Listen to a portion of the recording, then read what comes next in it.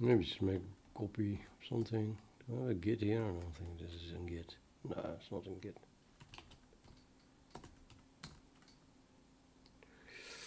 No git inside.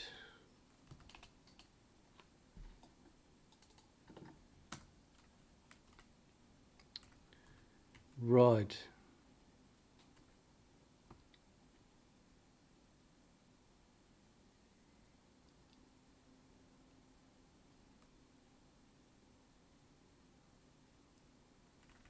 No, I don't need this.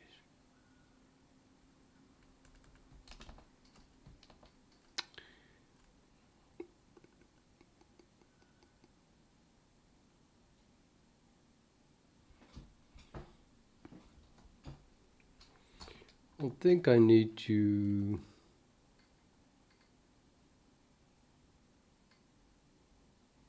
delay the construction of these things, classes. Like at the moment, well, the default constructor is a bit too simple. Very sorry.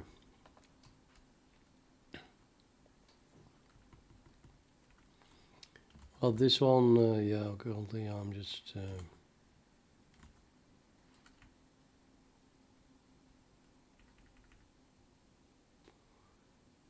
generating the whole vector of gaps.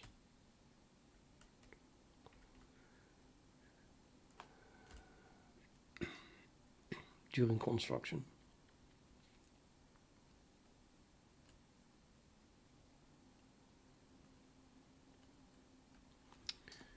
Thinking maybe I can do this one anyway, or does it blow up already?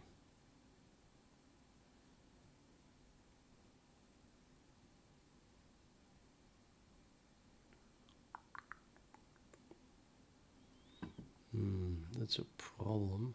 Begins with asking the number of gaps of the previous one. So I delay generating the number of gaps. Then we don't know that number.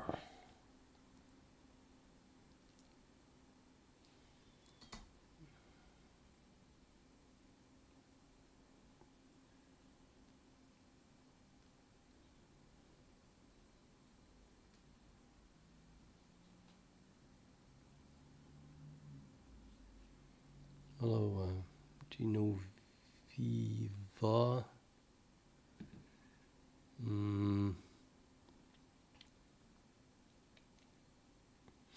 No, I'm just gonna sit here and think. I think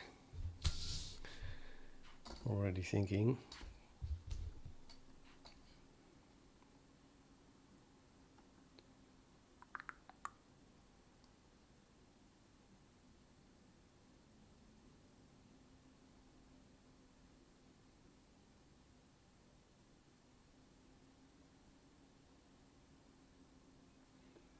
So I generate the gaps array. We're talking about this class here. So this vector here.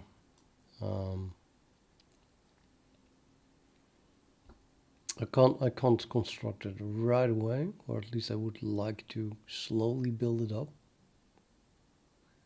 I think I can generate rest immediately. Index is just one more than the previous one. Prime is just the next prime, which, well, goes very slow. So we should have that.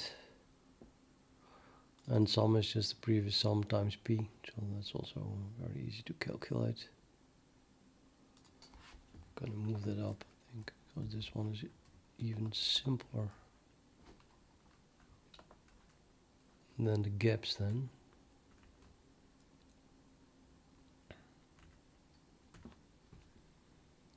Sum is one.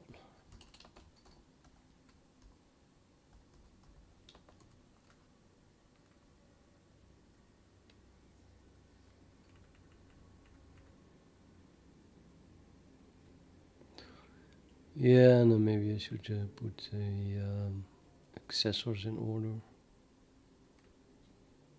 clean up thing a bit. I don't have an accessor for prime or index. Just begin with the sum. Can get the worst gap. The number of gaps, that's problematic then. Problematic.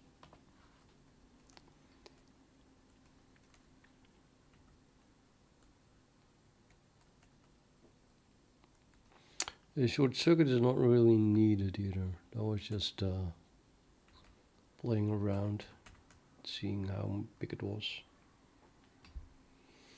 Maybe I should start removing that one.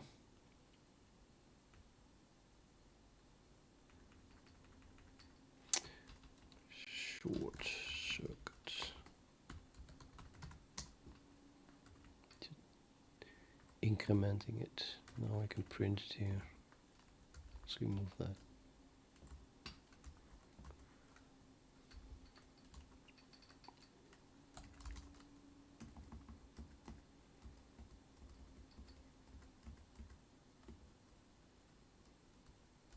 Mm-hmm.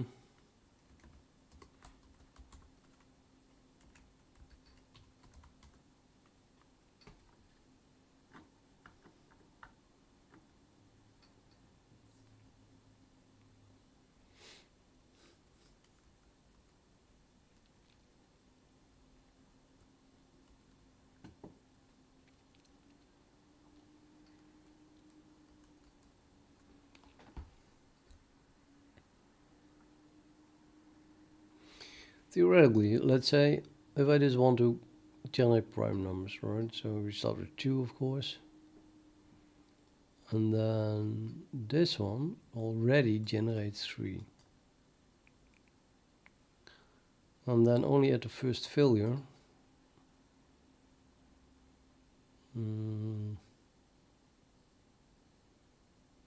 Is that nonsensical?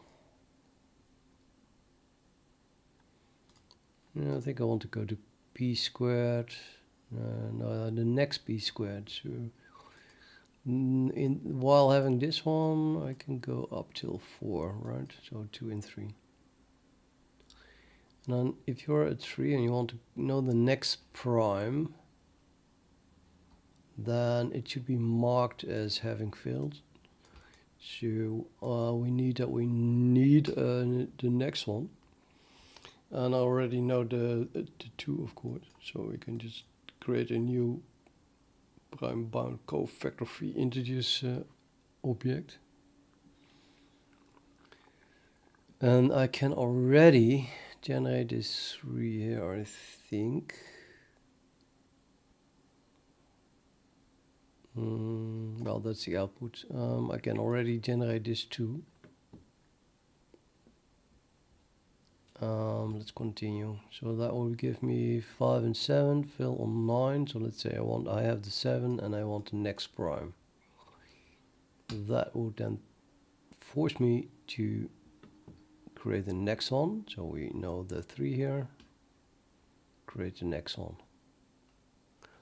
And this 4 here is, I think, pretty much 2 plus 2. Yeah, this 2 is 1 plus 1. This 2 is 1 plus 1, this 4 is 2 plus 2. And because it repeats, so you have 1, 1, 1, 1, 1, and 2, 2, 2, 2, 2, it's just the first 2 gaps. And here we add the first 2 gaps, 4 plus 2 is 6. The 10 here is the 4 plus, the 6 plus 4. So you can add a member function, I think, that just returns the sum of the first 2 gaps.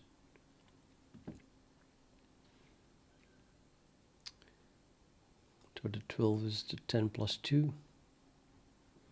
The 16 here is the 12 plus 4, and so on.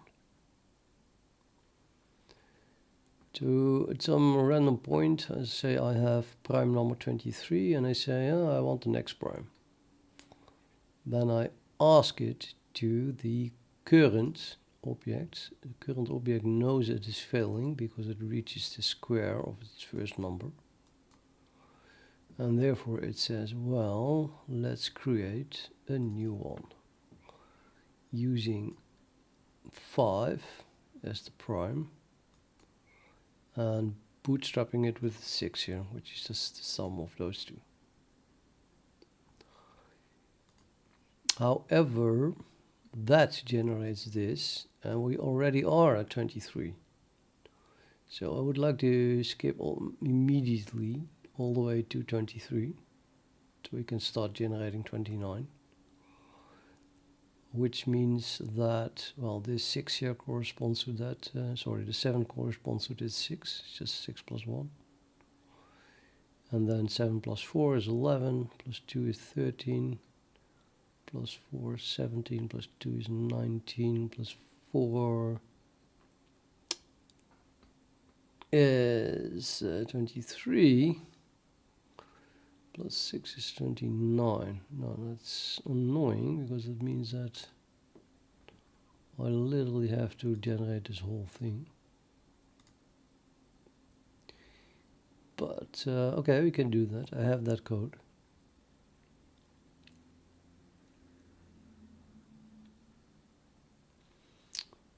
In this case, we might still generate the whole thing. And then while generating it, maybe look for the point where we left off. Is that easier to find? 23.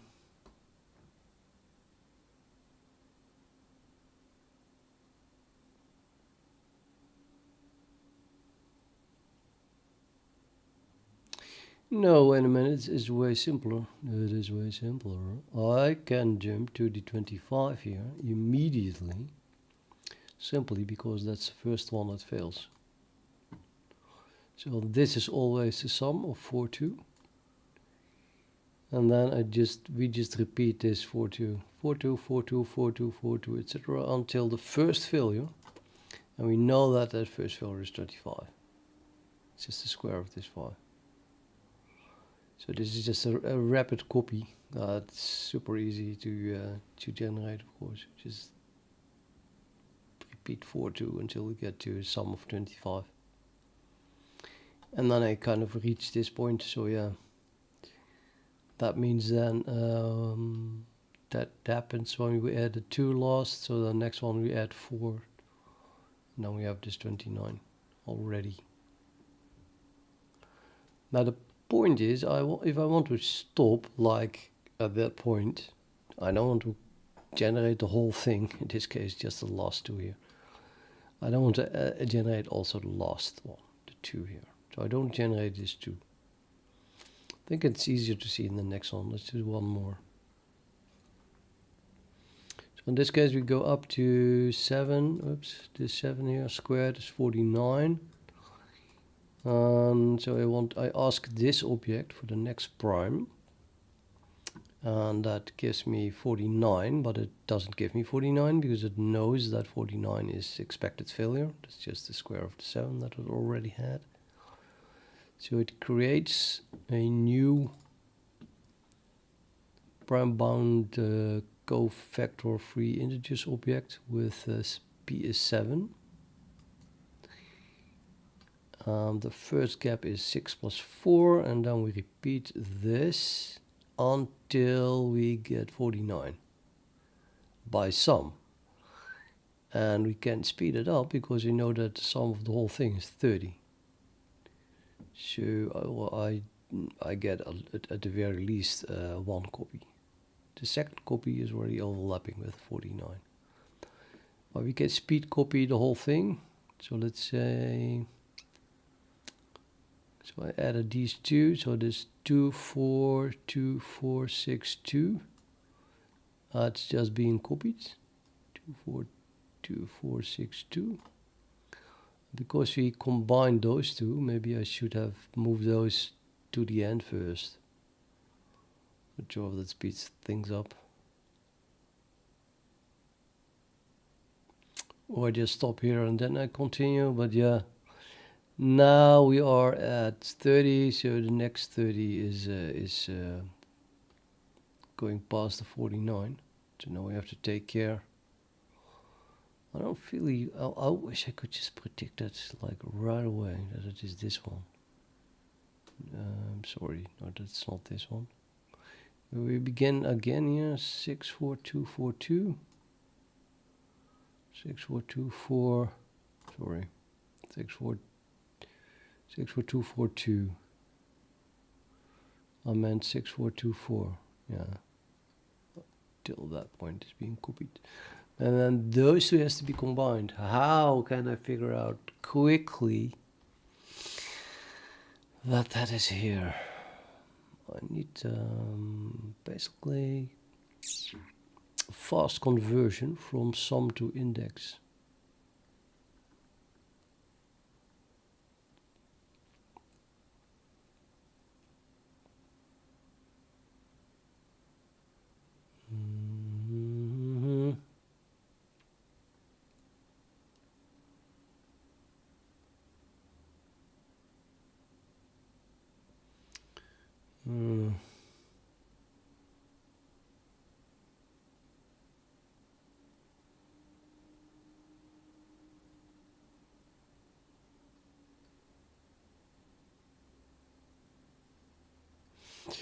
Nevertheless, kind of can delegate it to the previous object.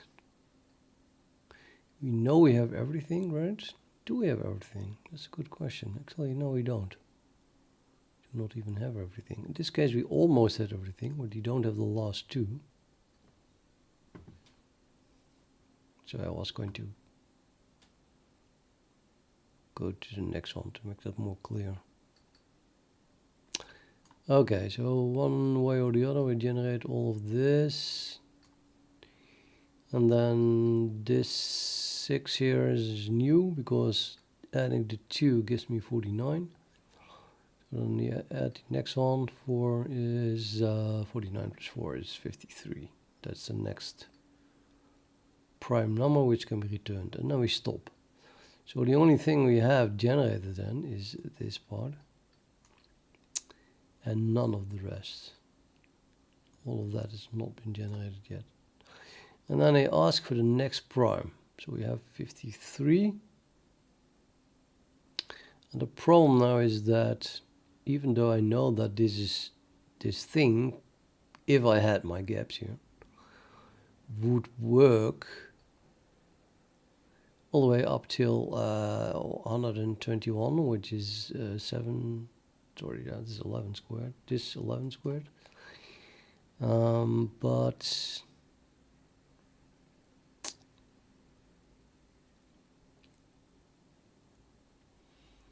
if I didn't generate it yet, all I have is the next failure. Am I wrong? Yeah, we have internal failures, of course. So multiples of 7.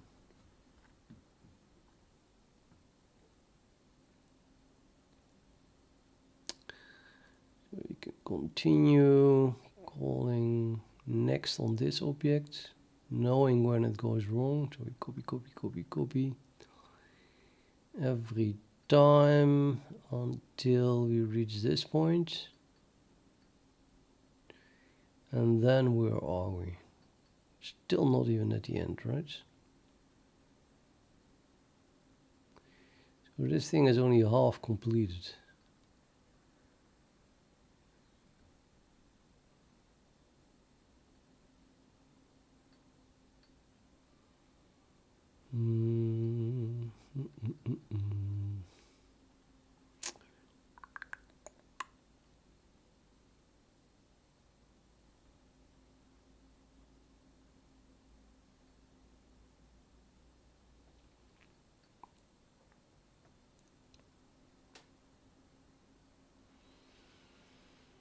Okay, yeah, so I want to know exactly till where actually. So this is what the last one was, plus 8. So it's probably this one then. So we have that. No, wait.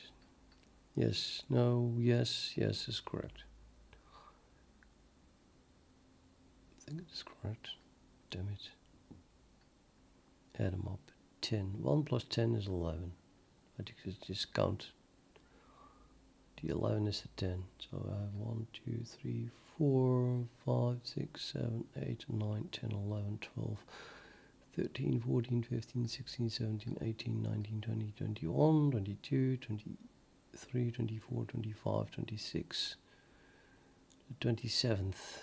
1, 2, 3, 4, 5, 6, 7, 8, 9, 10, 11, 12, 13, 14, 15, 16, 17, 18, 19, 20, 21, 22, 23, 24, 25, 26, 27. So it was the 8. Of course. It had to be. So we generated all of that. And then we run into the fact that it fails. And then we generate this one. And the 12 is just a 10 plus 2. And then I know I want to add all the way up till 121. And that means, because this sum is 30. No, you gotta be kidding me. Wait.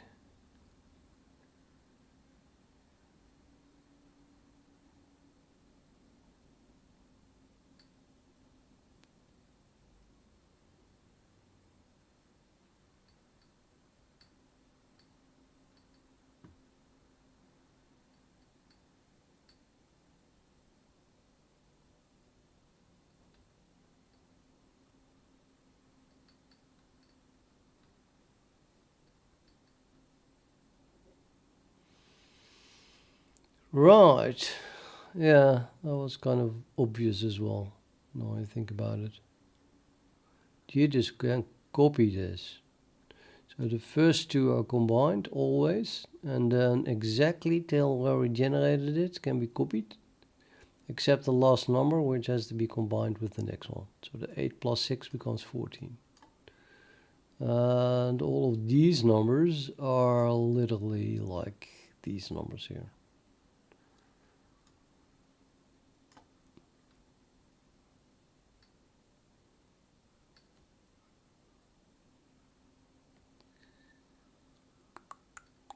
So it was not this 8, it was that 8.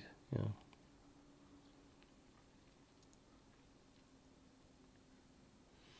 So I think that bootstrap is kind of obvious then, right? Does it also apply to the previous one? So here the 49 was created with the 6. I just need to generate one more. Those two combined gives a 10, and then 2, 4, 2, 4, 6, 2, 4, 2, 4, 6.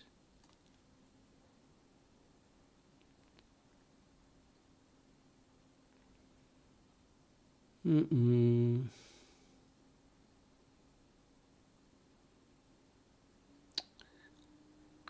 again, okay, I'm confused.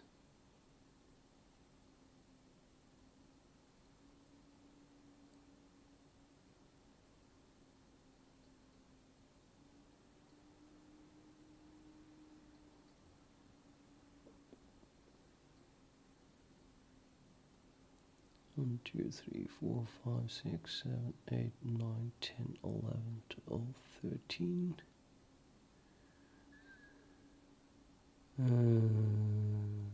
It's like 1, 2, 3, 4, 5, 6, 7, 8, 9, 10, 11,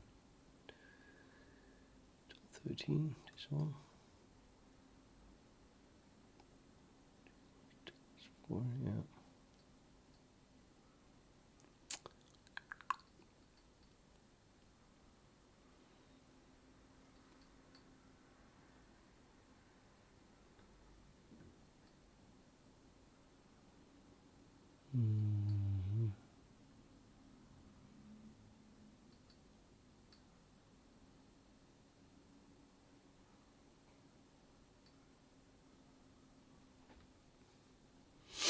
Oh, okay, I'm getting it. This sum here runs up way faster than the squares. So here's almost equal. We have 49 and 30, but here we have 210 and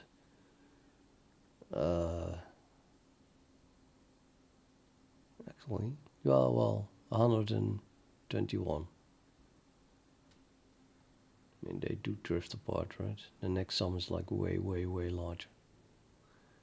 Now we have 2,310 versus 169. So very quickly, there's definitely no repeat whatsoever.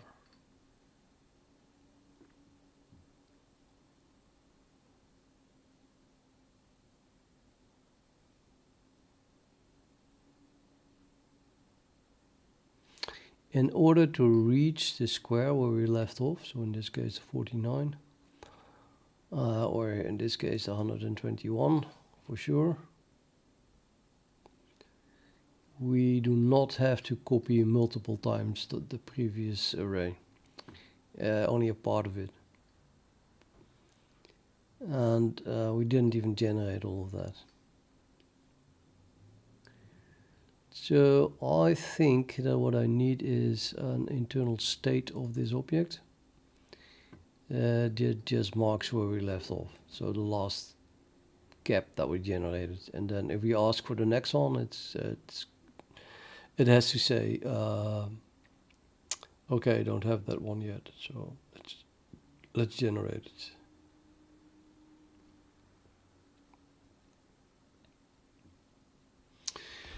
So we have the gaps array, which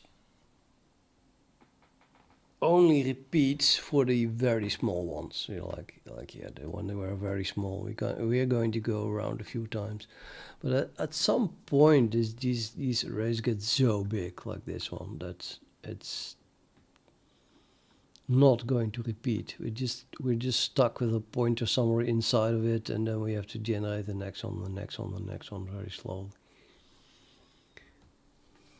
That's not helping very much.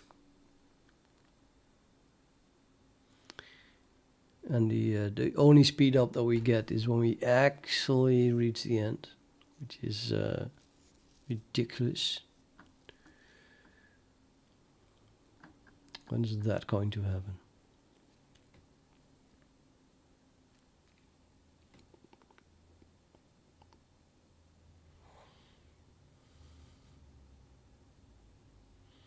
Only if I ask for a prime number larger than 30,030, I'll reach the end of this thing, and then we can go back to the beginning. But I think it's pretty safe to say that normally we just don't. We just have to keep generating that, which is incredibly slow. I'm trying to picture what I need to add to this class. Let me see.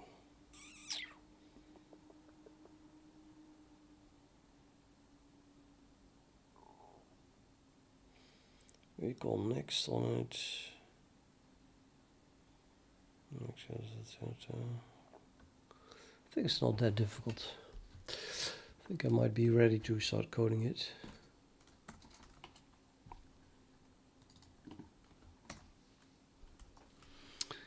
So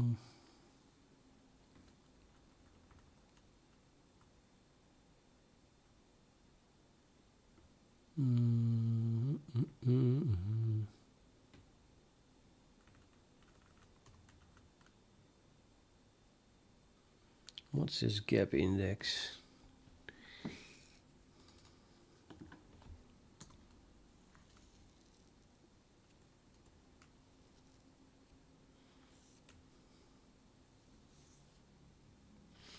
Gap index is actually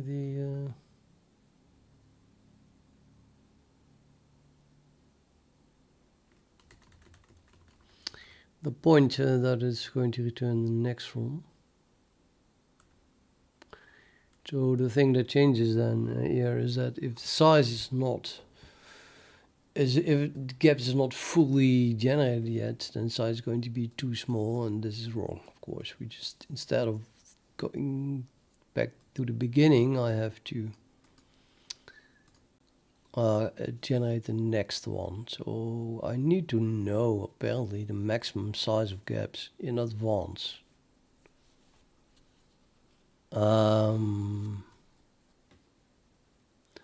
Without actually generating it. So that I can detect if I have to start over or if I have to generate the next gap. The number of gaps. Well, if there's a formula for that, I would be surprised, but you never know.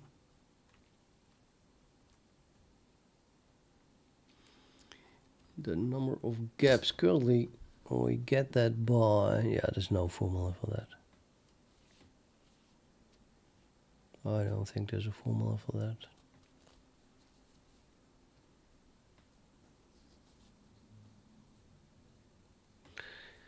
Pranav ready. The tip is just begin coding. No procrastination. Write a program that generates prime numbers.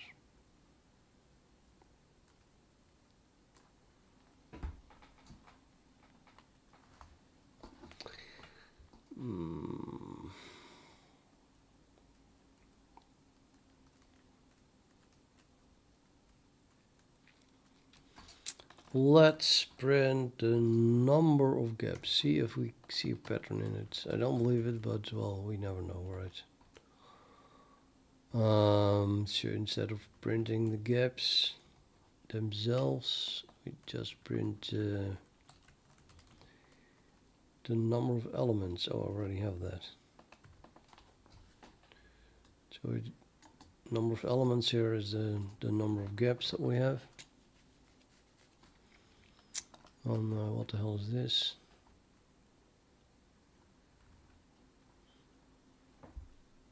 It just prints until the first square. Well, that becomes a bit too big as well, so let's not print that.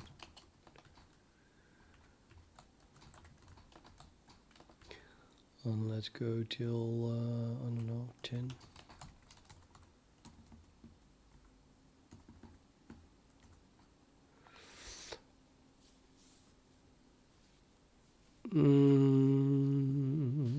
Yeah. 1128, 84, 480, and so on. Is that is there a formula for that, or is there no formula for that? What do you think? Looks like an exponential thing. I'm going to divide it. So it's a 48 divided by 8. That was multiplied by 6, and then multiplied by 10. And this is multiplied by 4, so it's multiplied by 2 here. And then multiplied by 4, and then multiplied by 6, and then multiplied by 10, and then multiplied by 760 divided by 480, multiplied by 12.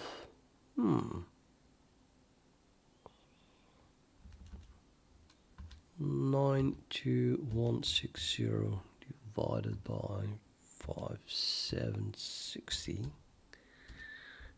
multiplied by 16. I don't want to say much, but that's very, very nice numbers. It's just multiplied by something every time. I'm going to put this in the, maybe do one more. Just one more. I mean, probably run out of memory with one more, but we need all we can get.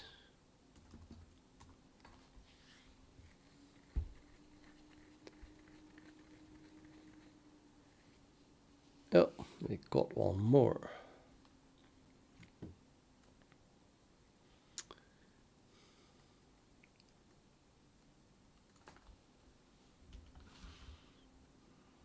Okay, let me type that in. 16. I'm not typing that. Just use this, the GDB calculator. Print. So we have that on. That was 12. And that was 16.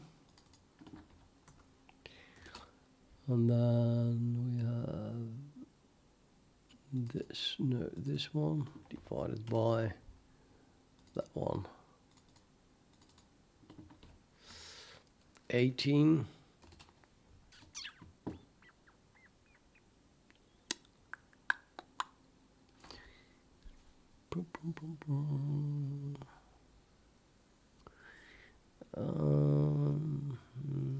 I'm not convinced. Still not convinced. But okay, 22. Sometimes it skips a little bit. Weird. It's like downright weird. Like that.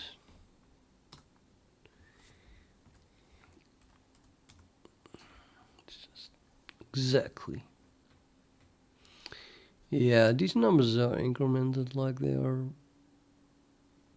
4, 2, 4. You know, the same distances between certain primes. I think it might be a function of the primes.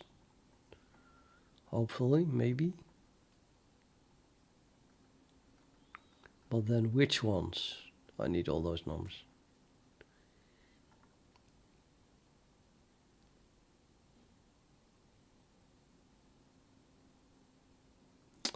Okay, let's put them in a row. So from here to there is one is time once, time one, times one. I finally found the word. And then times 2, times 4, times 6, times 10.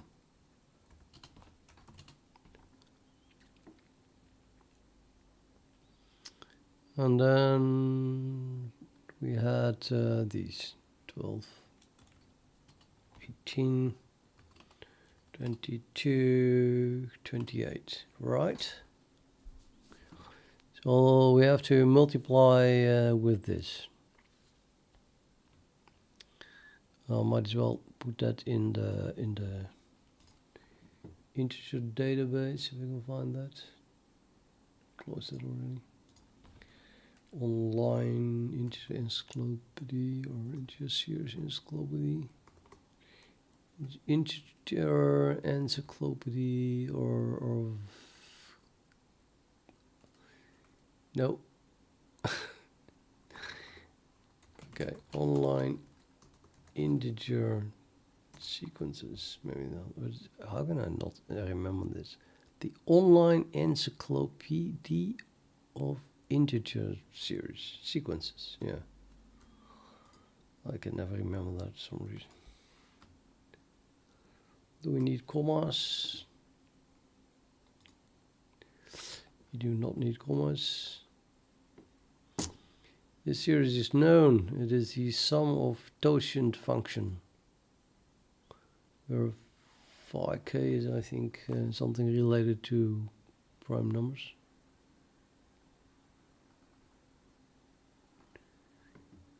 An infinite number of primes and the difference does not exceed.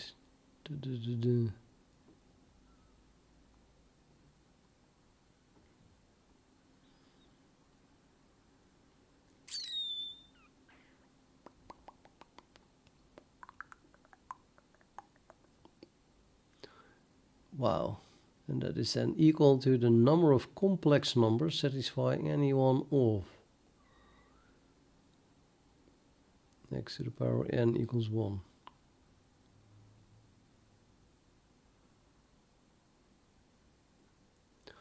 I have the feeling that these complex numbers are related to prime numbers somehow.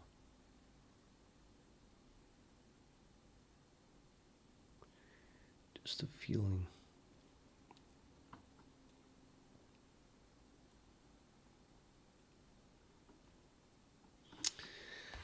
Right. Now, do I have my formula here or not? N is the sum of k is n to n of phi k. And phi is, what the hell is phi? The number of distinct arithmetic progressions which contain an infinite number of primes. and whose difference does not exceed n. That doesn't help.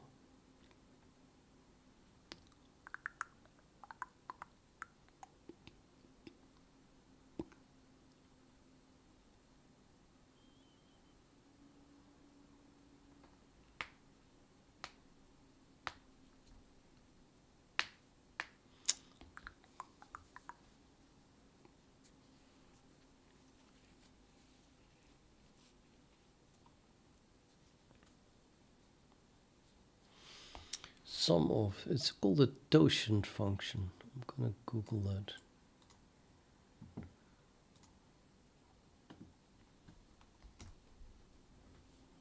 The Euler's totient function.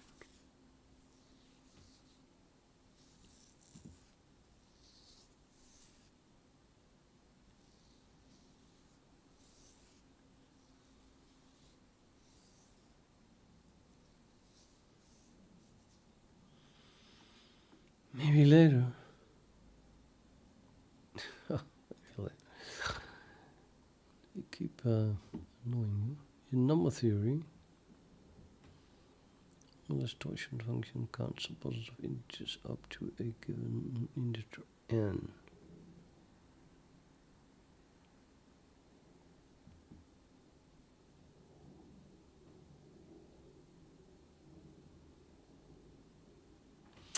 Oh, that are relatively prime to n.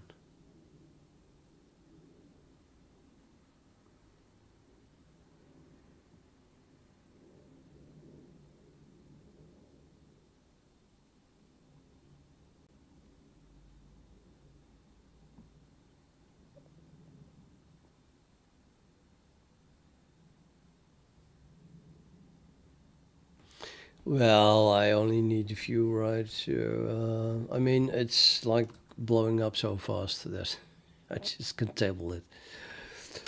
I mean, there's no reason to go beyond, I don't know, a few billion. And we reach it very, very quickly. So maybe you should just table the phi for the first 10 phi or something like that. And then we just have it.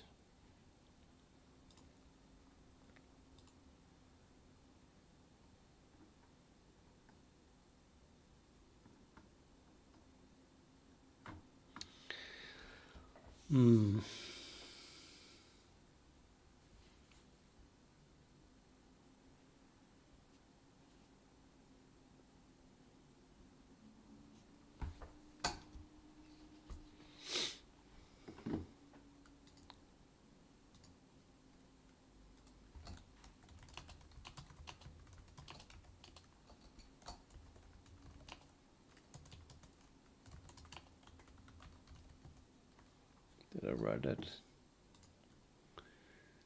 Tot end. What the hell, man?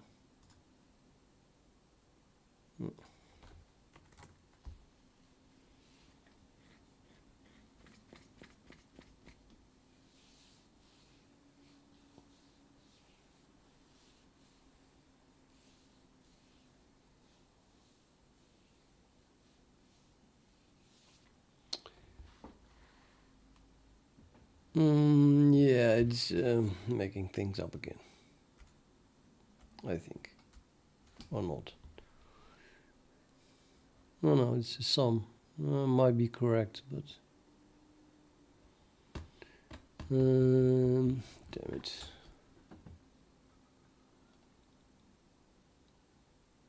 Enable plugins. I have to start over. If you want to even know what it is, you have to start over. This is so ridiculous.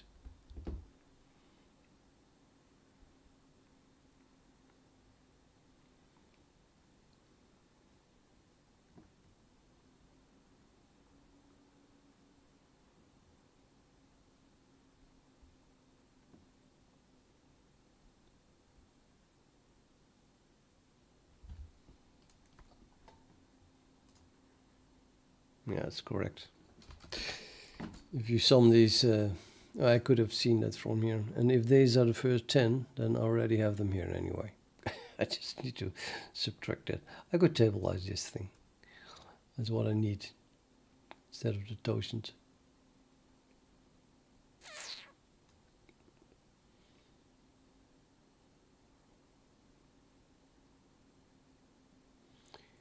Okay, 1, 2, 3, 4, 5, 6, 7, 8, 9, 10, and I probably want to have, let's say, 16 then. 11, 12, 13, 14, 15, 16, like that's like way more than I will ever need. Okay, so let's do that one then. Quit.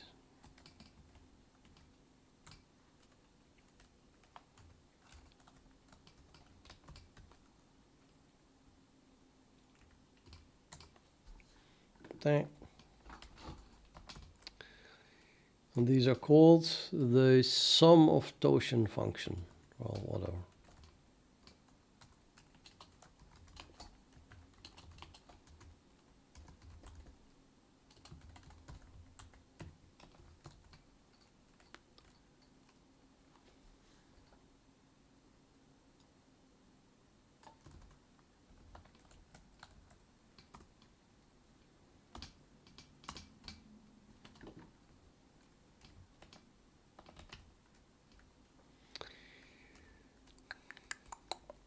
Fits in an int.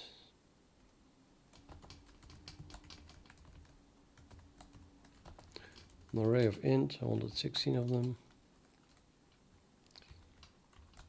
Sum of totient.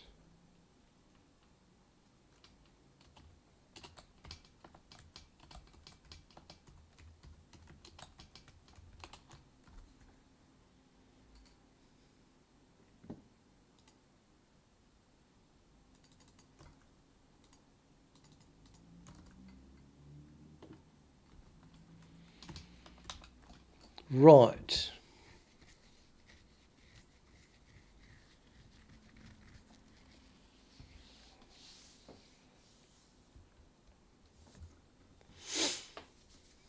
I don't know what that first 0 is doing there.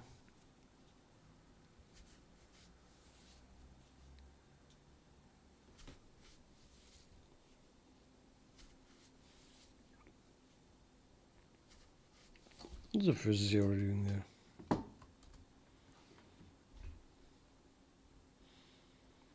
N. Maybe this is A0 or something like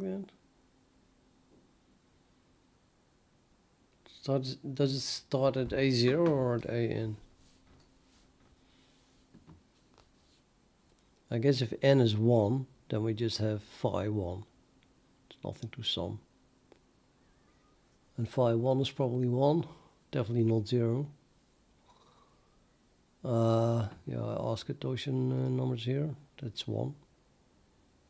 So, yeah, it's just, it starts at 0, so this is nonsense. Might as well not do that, but then by index, you have to start at 1. And then that would be done like that, I guess.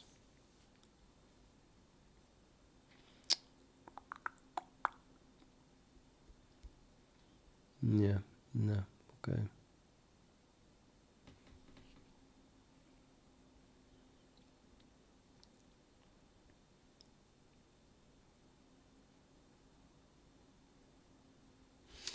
Okay, so let's now pre-calculate the size. I'm going to store that, right? So the store here, the size, the number of gaps, okay? Just store that. It's pretty big in the end. Maybe size type. Number of gaps. I'm gonna call it a maximum number of gaps, or actually it's the point at which it starts to repeat. So the number of gaps after which it starts to repeat again. How shall I call that? I'm gonna call it max anyway. max number of gaps, and then an underscore, and then in the comment I'll say what that really is. After this number of gaps, and they start to repeat.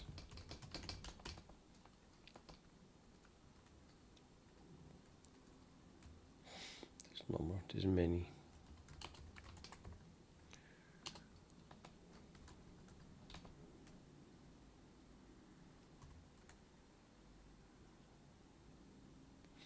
And then let's pre-calculate them. Now that in the very first case we know that it is 1, because it starts to repeat after 1.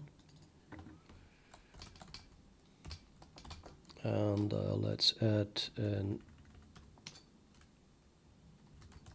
accessor for it.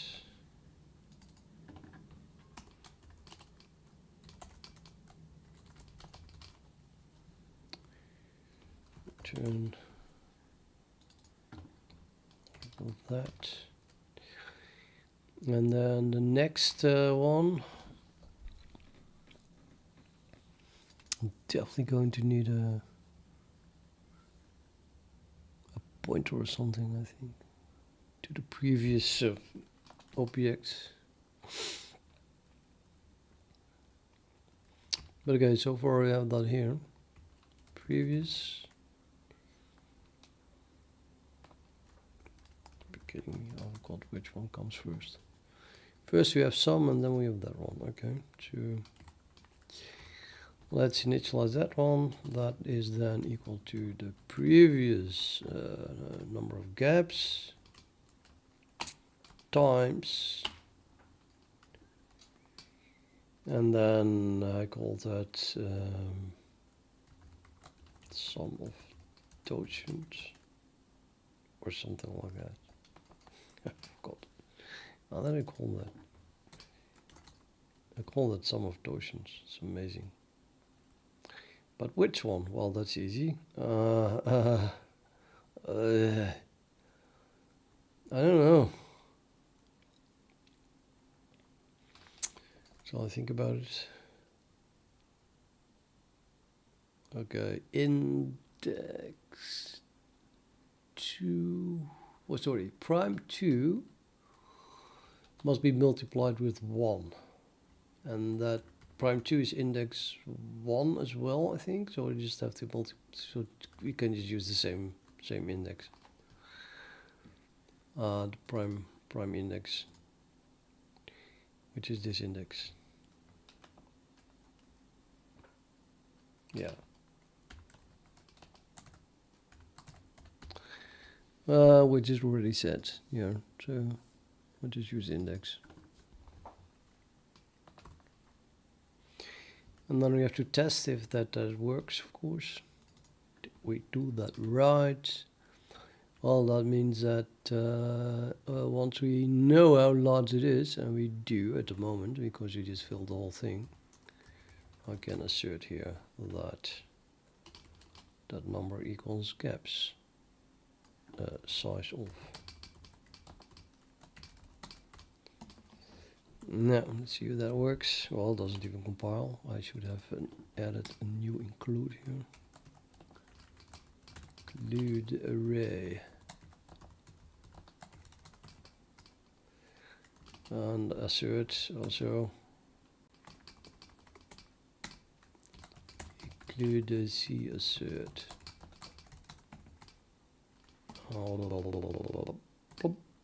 Coordinate.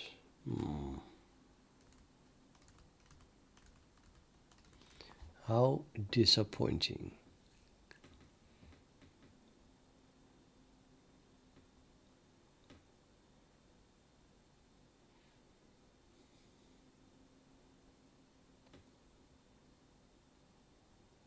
It's kind of weird. I mean, it went correctly all the way till here. What?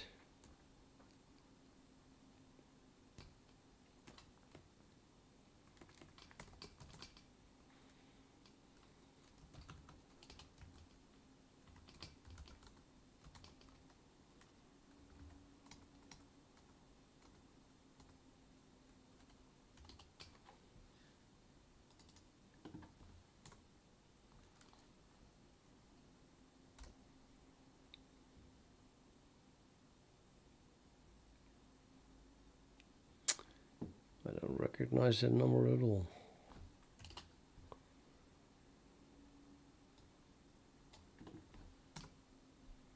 Recognize that number. But yeah.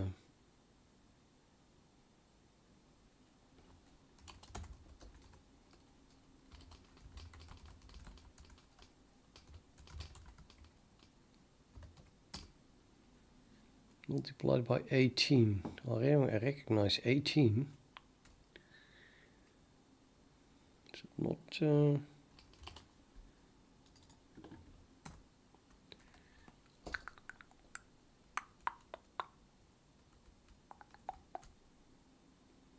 Okay, 1 times 1 is 1. And then times 2 is 2, times 4 is 8.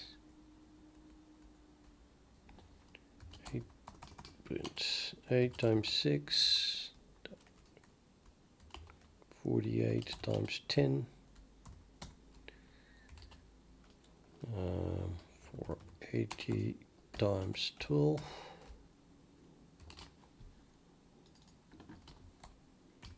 times, oh, it was 16. Yeah, that's what it was. Why is there an 18 here? I need 16. Oh, that's weird. Thought we found it.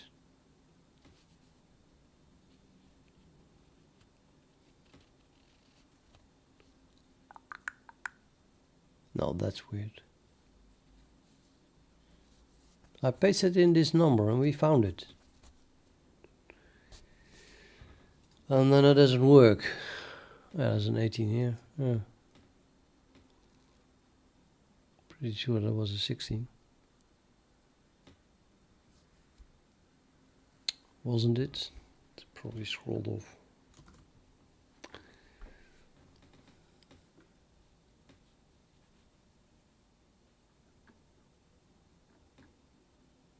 16. There should be a 16 in between. 12, 16, 18, 22, 28.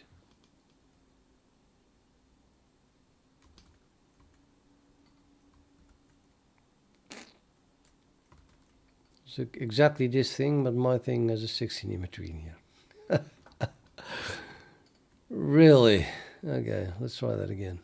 What was I even looking for here?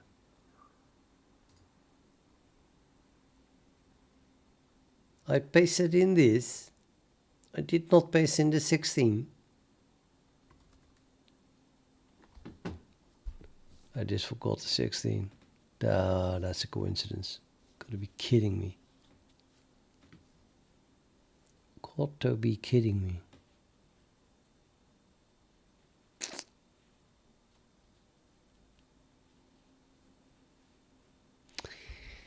Well, you think that exists? It also exists. And that's much more like it. It's just number of prime. No, it's just prime n minus 1. Of course. Of course. Yes. My God. Unbelievable. Okay. Well, that's way easier.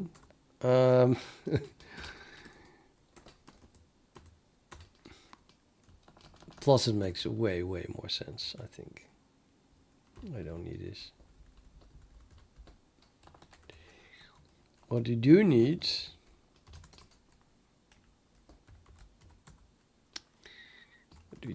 is prime number here.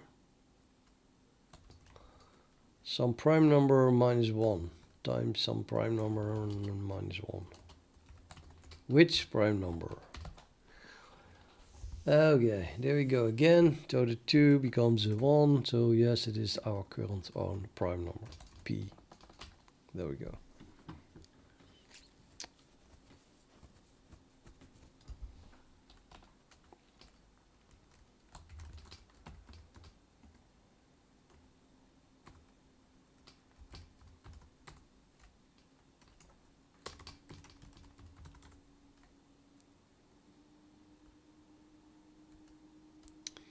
I know it works. Good thing I tested it. Always test it. Torsions. Didn't need any torsions at all. VI. So now we know the number of gaps in advance. That's pretty cool, actually.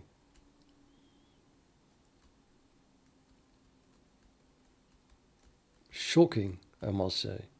No, it's nonsense. It's not shocking. Yes, it is shocking. Is it shocking? No, it's not shocking, because it doesn't really relate to primes yet. Anyway, I don't know, man. Anyway, okay, so this assert doesn't fail, so we have the number of gaps predicted in advance, which means that now we can replace that call to wherever that was, this gap size. Number of gaps returns gaps size. Don't need to do that anymore. We have it. This is actually number of gaps. Not the current number of gaps, but the maximum number of gaps. I'm gonna call that max as well here.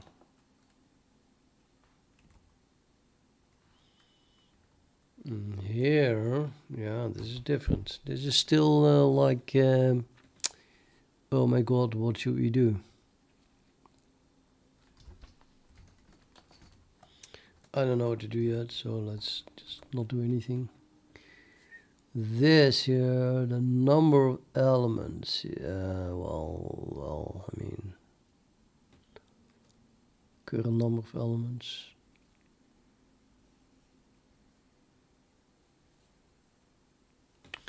Let's say if the number of elements is different from the maximum number of elements, then we print that as well.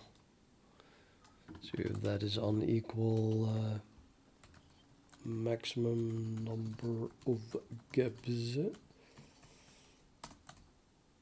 and then we print that as well. Let's say max.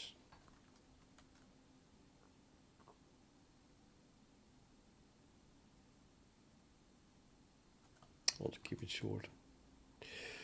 The maximum number of elements is just, well, maximum number of gaps.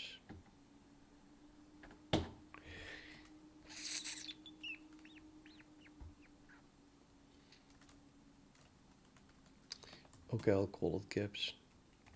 I don't know, gaps.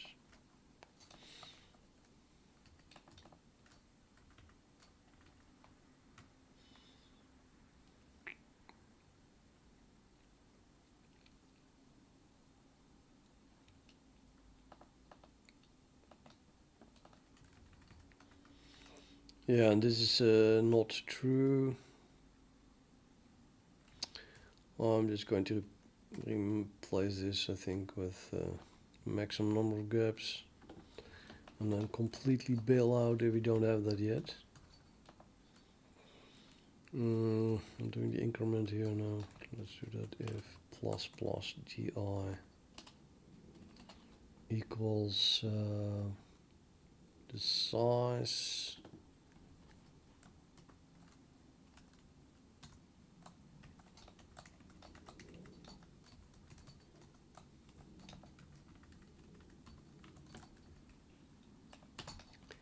break as in bail out.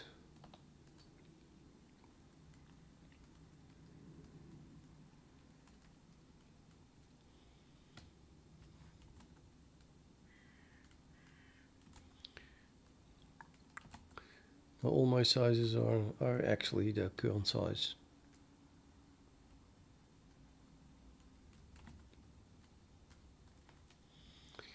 And then I had a call here to number of gaps, which now no longer exist.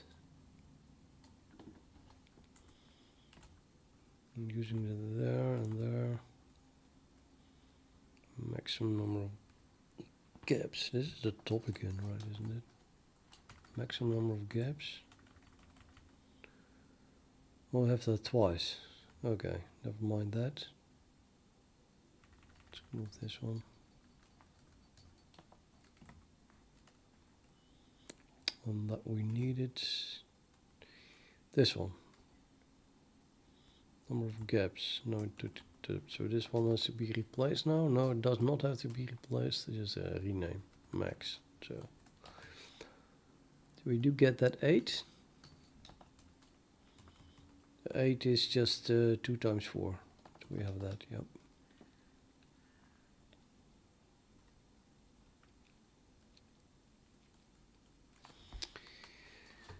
However,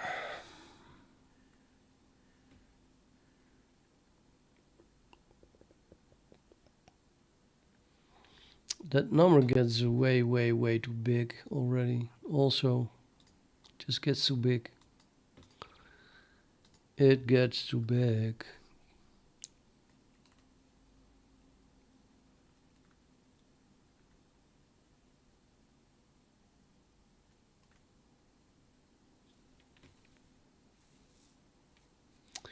Nope, have to do something else about it.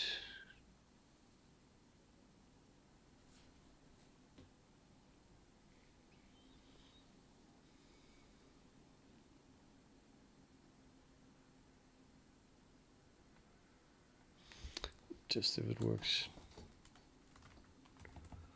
So far,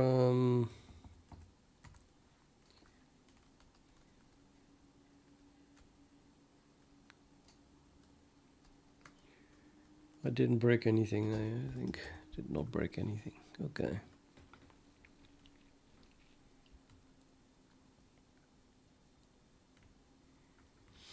So this is the core of the program, this function. Let me think.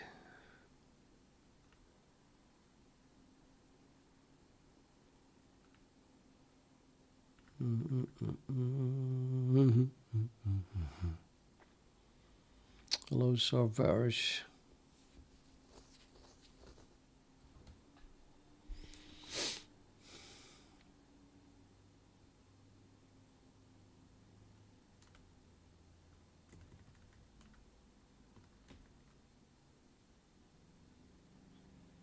Yeah, I was going to add a pointer to...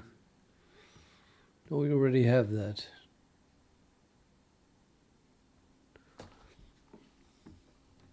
That one. So I know that I have to stop generating gaps when we reach that number. We might have less gaps. And this is just the index into this array. Where my next gap function is left off here, this next here. So if you call reset, we always go to the start. And then if you call next, I want to get the next gap. Right. Yeah, let's define that to be the case. Then it is possible that we reach the end of the vector, but not the end of the repeat yet, so we can't go back. So if that is less than the predicted number of gaps, then we have to generate the next gap.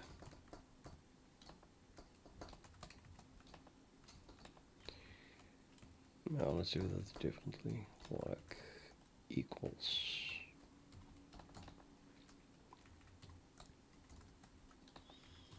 So here we actually have to generate the next gap.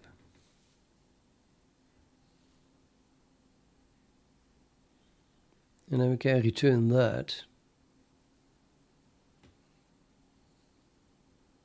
And I have to push it back, of course. It's like a cache now. So we're going to generate the next gap.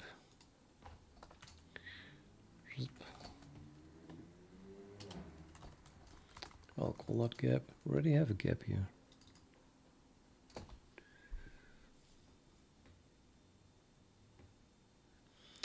Oh, okay. That doesn't work. I'm assuming it exists already. No, we have to rewrite it. So we do like if the index is equal to the size, it's never going to be larger. Then we do something. Otherwise, you can just do that. Or just can return that. We try it like this, and less than we just return it. Return.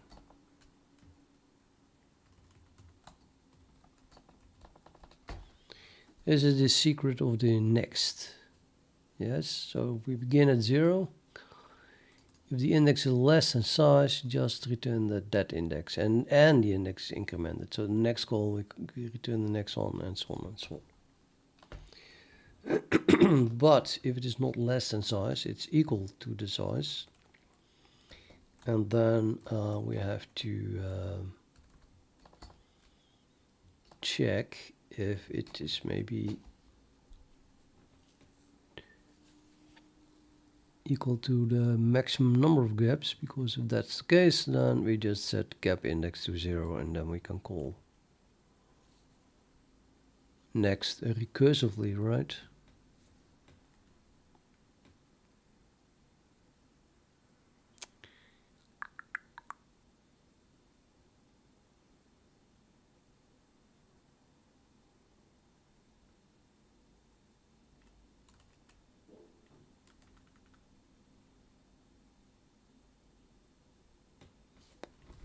I think so.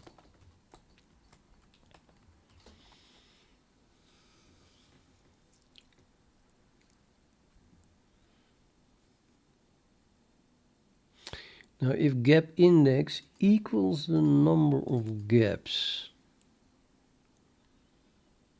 that means that gap index is not 0. That means that we got here before with gap index is equals 0, and then we drop through. That means that the first index already exists, which means that we can just return that. So I think I just return 0 and then set the index to 1, which is minuscule faster than setting it to 0 and then calling next recursively.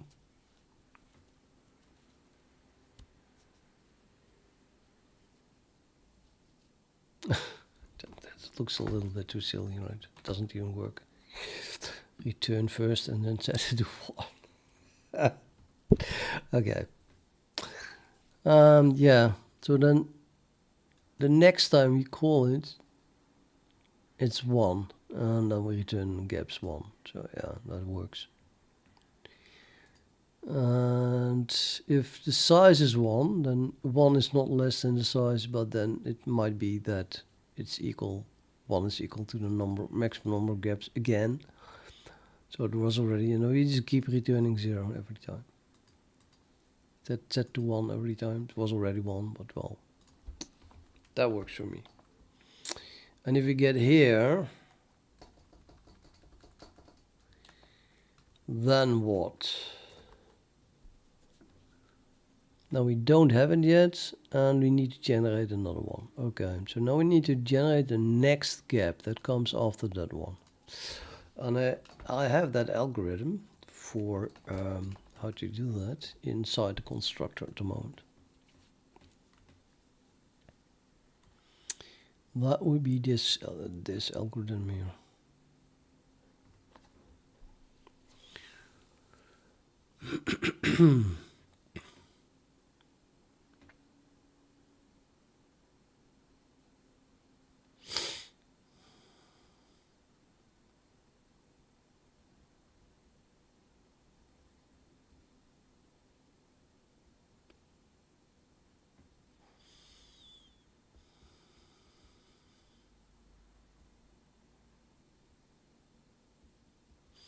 Well, this line is going to be the big problem.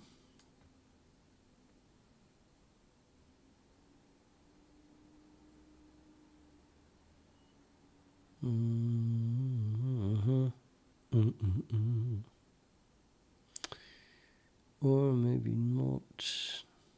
Anyway, since now I'm going to do this every now and then, I need all the local variables to become member variables, because this algorithm here is going to be part of the state of the object now. We have a few of those things. For a start, I need to have a reference to the previous sieve. Maybe you can just get that back from sieves.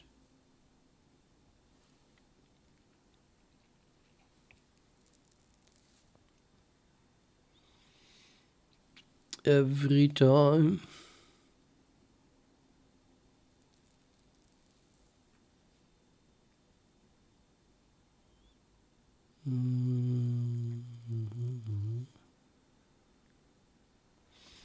Yeah, okay. We have to start somewhere. So we start at the top, because I'm going to need that previous. Pretty sure about that.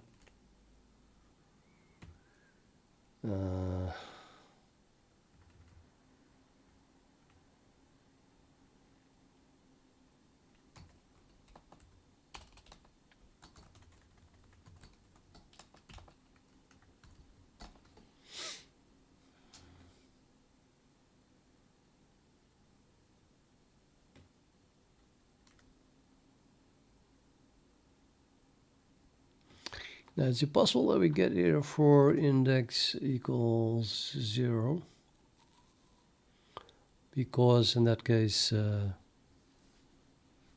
maximum number of gaps equals 1.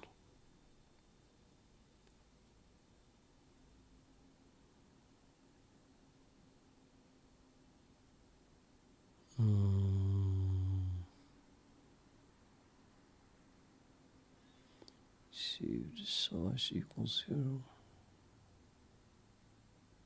No, it's not true.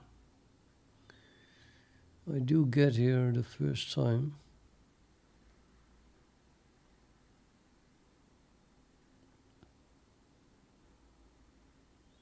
No, it should already be filled. Oh, this is already filled. So yeah, this is 1 in that case. So if this is never true, because index will always be 0 and this is 1. So this is, sorry, it's always true. It's always true for index 0. But then we increment it, and then the next time it is equal, but then it is equal to that. So then we return 0 again. So we never get here for index equals 0. Which is not logical, I guess, but well.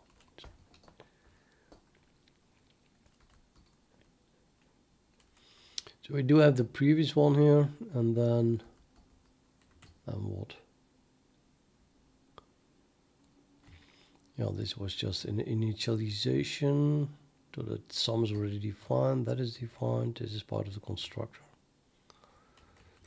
I have a vector previous gaps. I have to get those now directly from the previous one. That definitely is annoying. So let's not do this for the moment.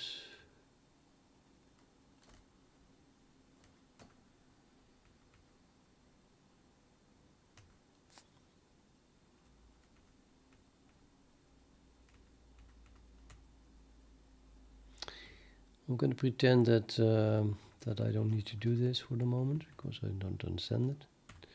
So then we are here, and we have a failure index. Oh boy, yeah, but those failure index is the index into previous gaps, and I don't have previous gaps yet, so forget about that one as well.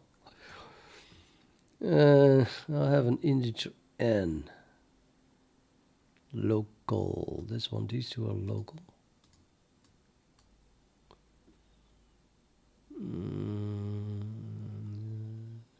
gap n plus n equals next fill in. Or that one.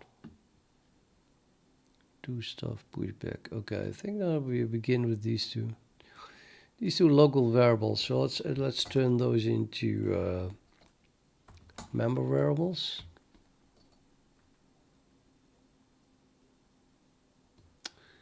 That next value thing is a pain in the ass.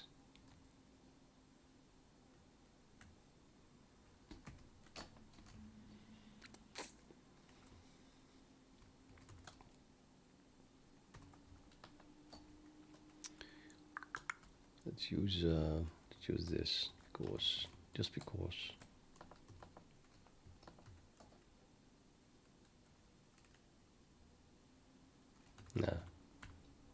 No, I don't know. And this one then is 1.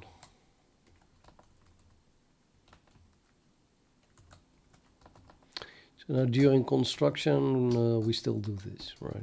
Just set these things 1 and p. I don't know what n is here. It probably needs to get a better name now, because it's not a local variable anymore.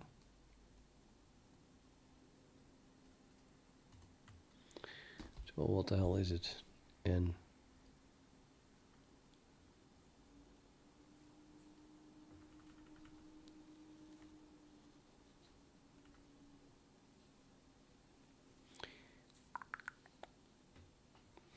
It's just the next number. Next candidate number.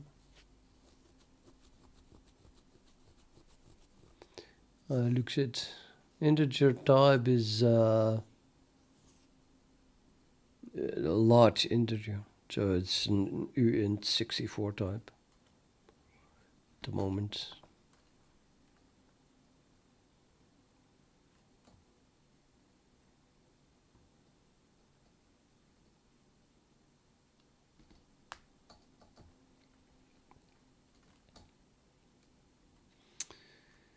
Let me think.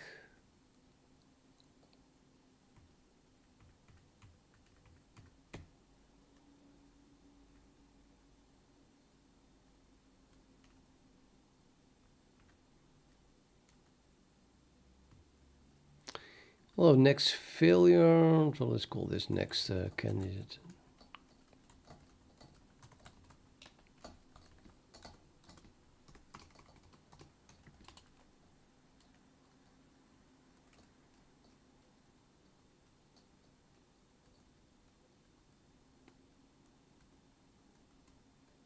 It's not next candidate, is it? I'm not going to pre-calculate it. It's more like the last candidate. Candidate, I don't know. Number.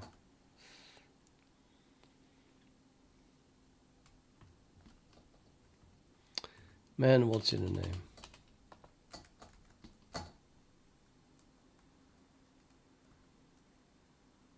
No, it's the last. It's the last number that we return from next. That's what it is. I think I'm going to return this n, right? Let's go down again.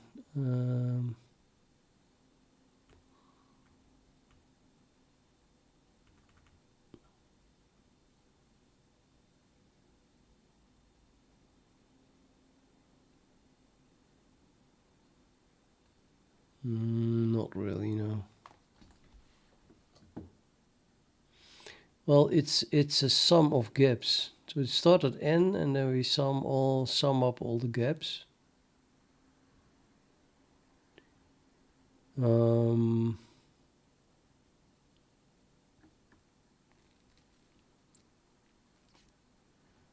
Yeah, next just returns gaps. I think next is also added.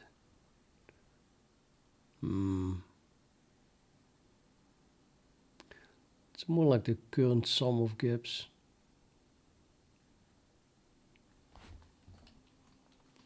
I think I like the word current.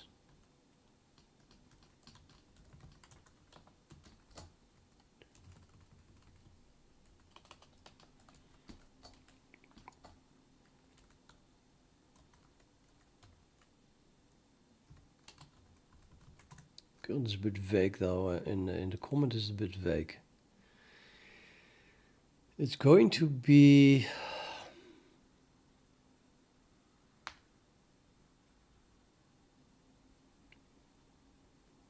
No, I'm gonna call it last here. I think the last number generated, because this is a factory. Last number generated. Yes, yeah, a class representing a factory for integers that are free of prime cofactors up till and including a given prime. So the last number generated by this factory. That's what it is.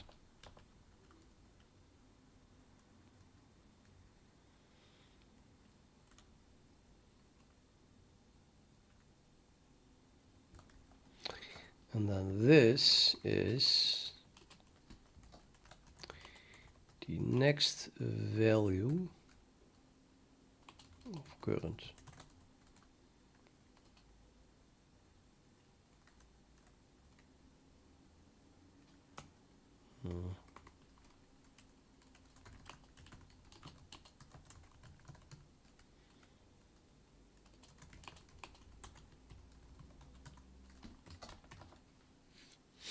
Where incorrect means so that is a factor of p.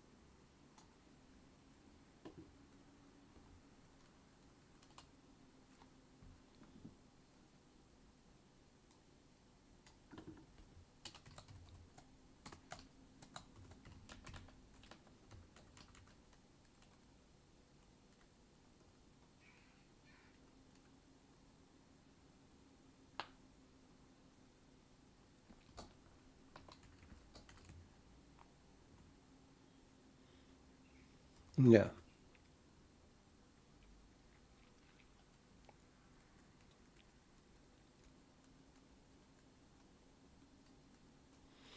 Right, so n turned into current, and next failure is still next failure. With a thingy behind it, I think.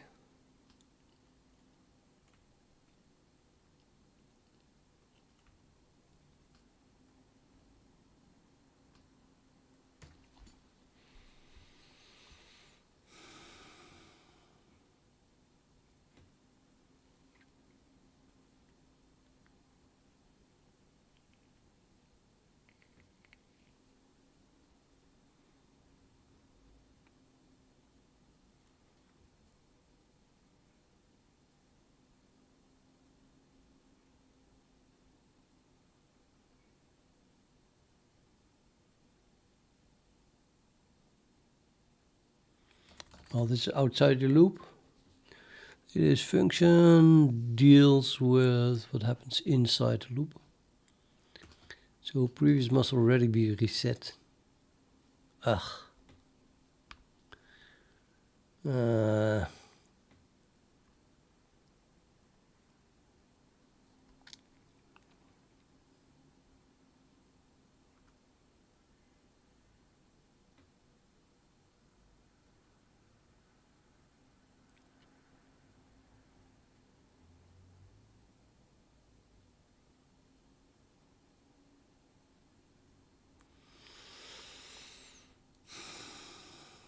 I might not need some anymore.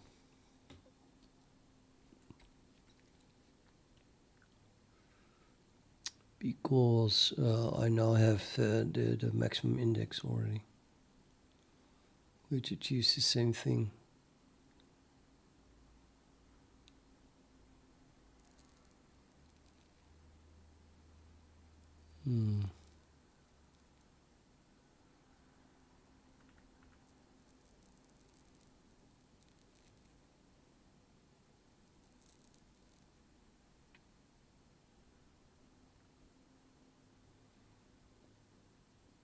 Yeah, this whole block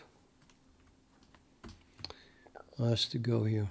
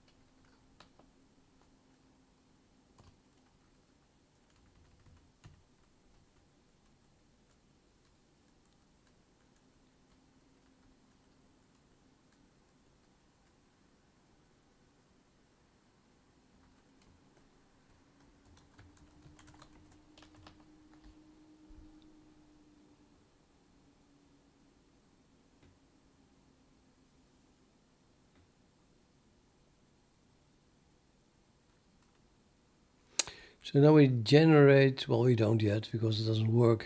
It doesn't work at all. But the idea is that we now generate the gaps on a needed basis. Not in advance. I'm going to remove the code down in the constructor. So the gaps just starts empty. And then we get here if we need one. And we just start at the beginning of the while loop is. So we just generate the first one. Gap becomes next. Current, which is 1, is added to gap, and that it will always be equal the first time to next value. So we get the next one, and we add that, and you have the first two added together. And then the next value has to be calculated. And we push back that sum as the first gap. And then, of course, you have to return that. What exactly do we have to return? Well, we have to return this. No, I just generated another one, so we can just call this now.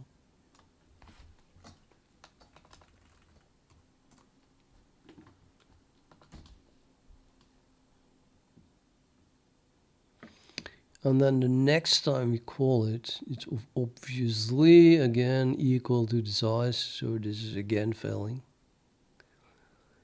And then we generate the next one and the next one and the next one until we reach that. And then we start over from the beginning. So then this is set to 1, and then this will be true, and we will just call this inner loop. Ding, ding, ding, ding, ding, ding, ding, ding, ding, ding, ding, ding, ding. And never get here anymore. But in the beginning, the first one is generated here, and then we keep doing that. So this is being called over and over, and must emulate that while loop while doing so. And well, we just recreate this reference over and over. And if nobody else is calling next on the previous thing, then that should work. Yeah, it's not really guaranteed that nobody is calling that, is there? We have a. Let me think about that.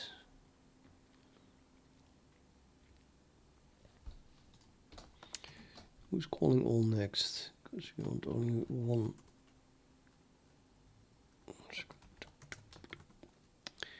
This is my next function. It calls next on previous. That should be the only one that does it. And here we have another one, but that's in my constructor, and I'm going to delete this code. And then we go to the top. So yeah, this function is the only one. So every object calls next only from its own next, and then we are the only one that calls next on the previous. So we have total control here over that aspect. We can just really see this as being inside that while loop.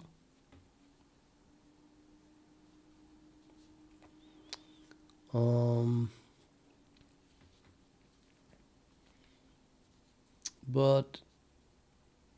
I would still like to call a reset somehow. The very first time that we get here.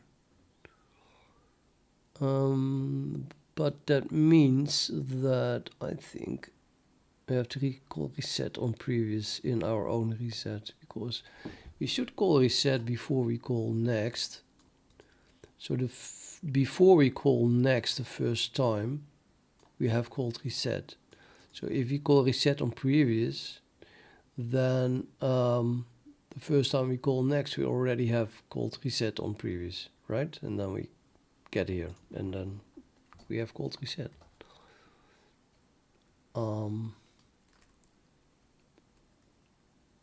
Why does it feel like that doesn't make any sense?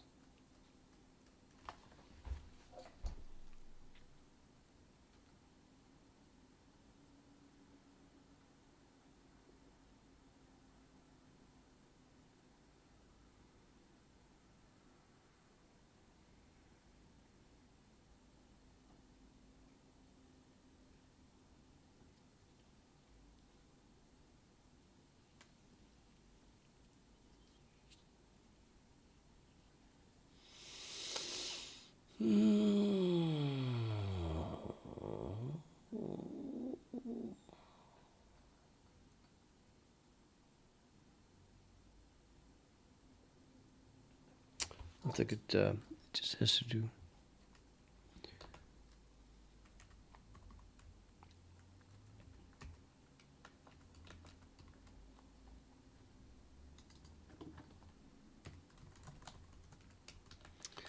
And of course you only want to do that if the index is larger than 1, larger than 0.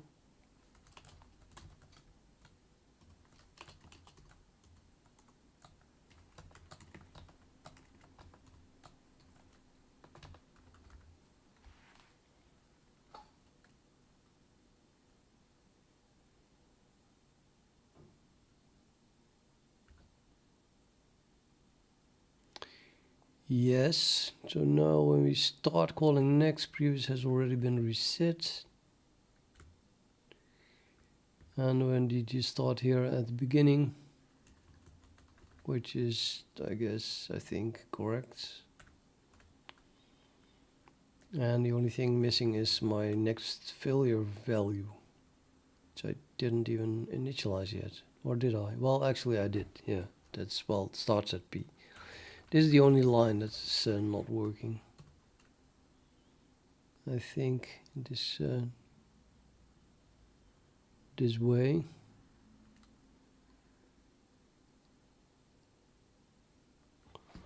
Is that true?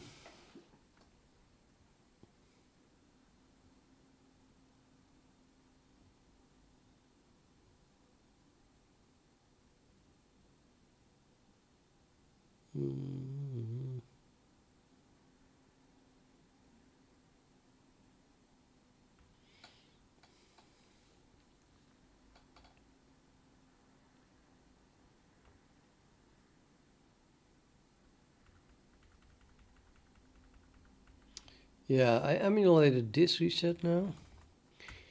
And why do I not need this while n less than sum?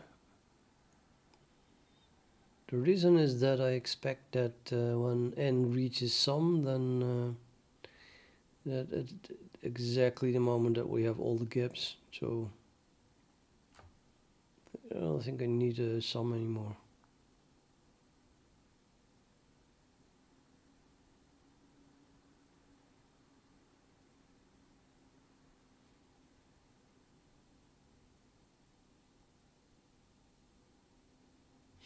Hi, Snow. Yeah, my stream is more intended to be played in the background anyway. Talking about background, I have to go to the bathroom real quick. I'll be back in a few minutes.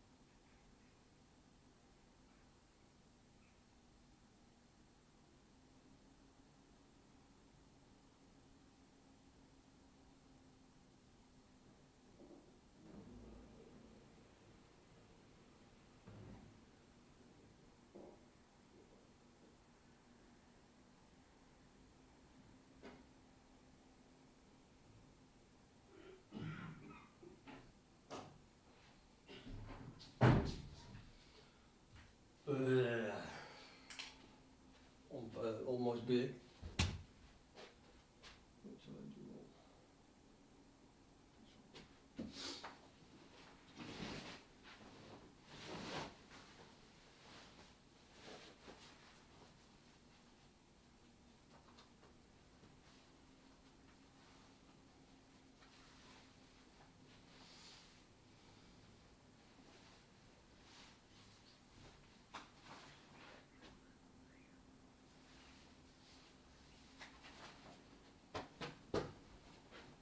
.24 degrees. More or less cold.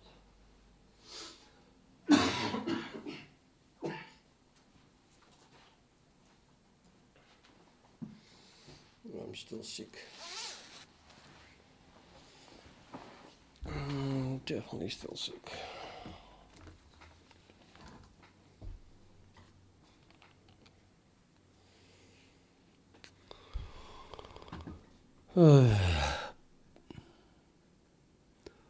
Bar 1. This code is not in GitHub. I can put it there if you want. It's just one file or somewhere else.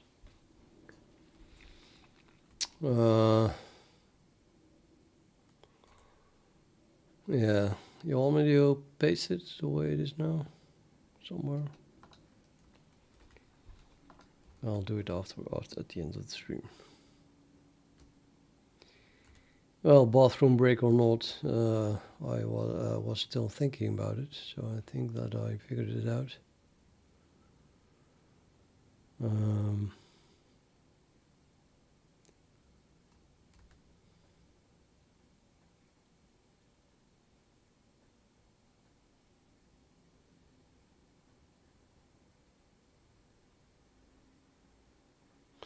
This line is indeed the only problem. And failure index is something that we call every now and then. So we need failure index. Definitely you need failure index as well. As a member variable now. Scroll.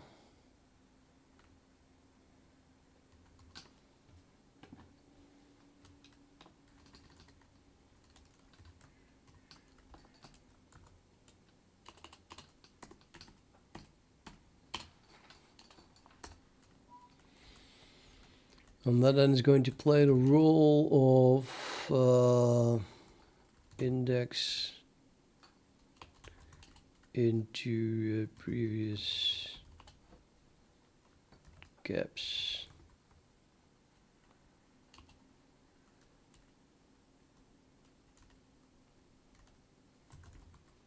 It gives us vector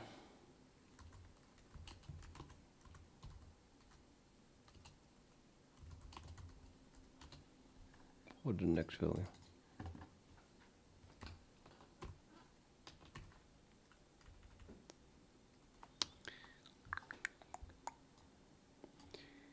And it starts at 0, okay. Let's use braces here as well. I'm not even sure if the equal sign works. Put it like this in the body of a class. And then I have to implement this. Well, as you can see, the initialization, we already have an initialization for next value, just set to P. And then here the index is I think the first one is always P minus 1. So we get P times, this is P, and then we add P times P minus 1. So in the end we get P squared. But that then is simply the first gap, right? So the question is, does it already exist? I mark post. And it does already exist because we called previous next at least once. Actually, called it twice. So yeah, definitely exists. So I would say just create a new function on previous asking for the failure index gap.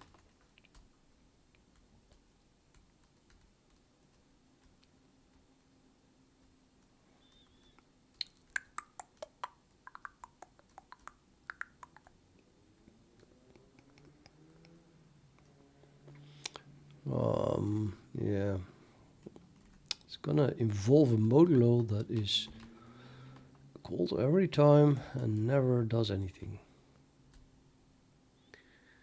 which I hate. So I'm thinking, well, I cannot get around that, but that's a nanosecond thing that I should not worry about because life is way too short for that.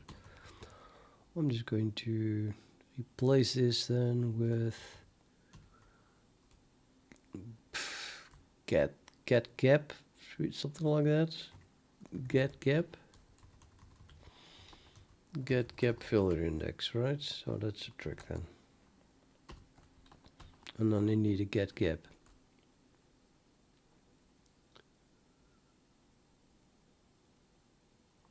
I think that should work. And then here we can delete everything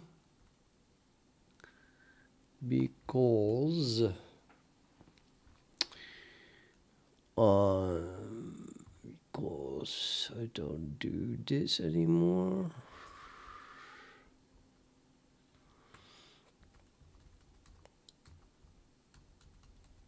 It's all very dubious. It is all very dubious, but okay. I'm just deleting it because in the end I want it to be deleted. What to do with this comment?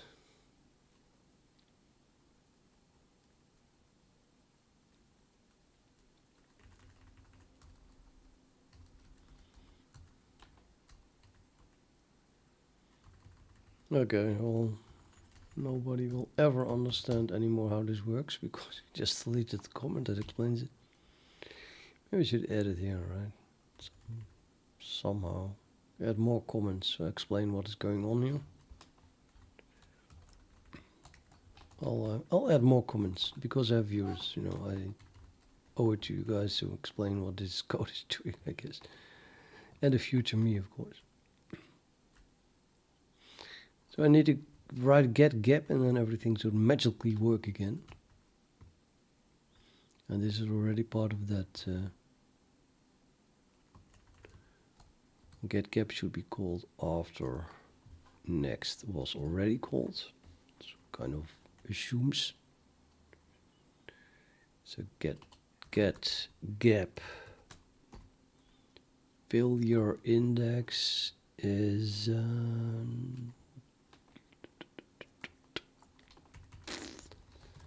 not having is it's underscore using an int for it.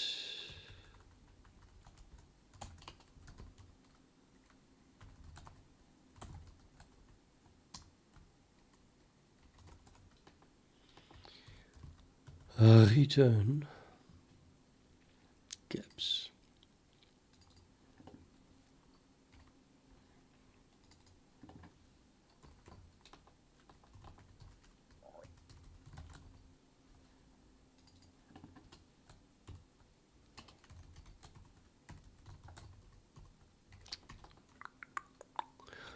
But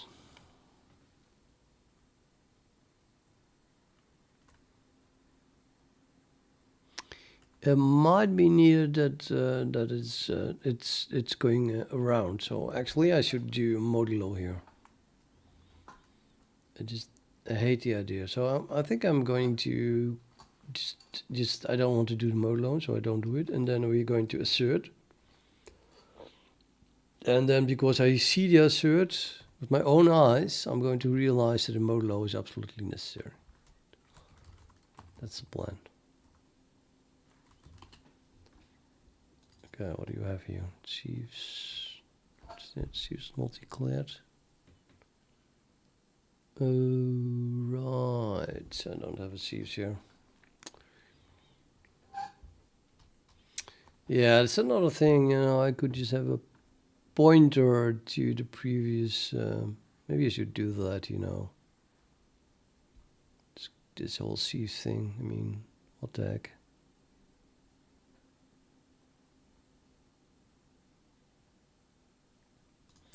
Well, I am at it. Let's do that. To make it a whole, make it a chained list, a linked list.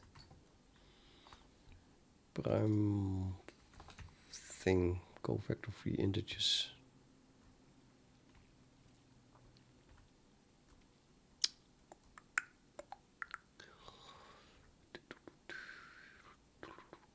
Where shall I put that?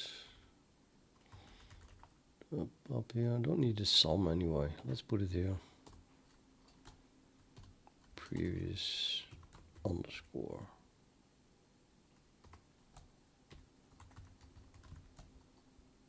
Ah, a bit silly.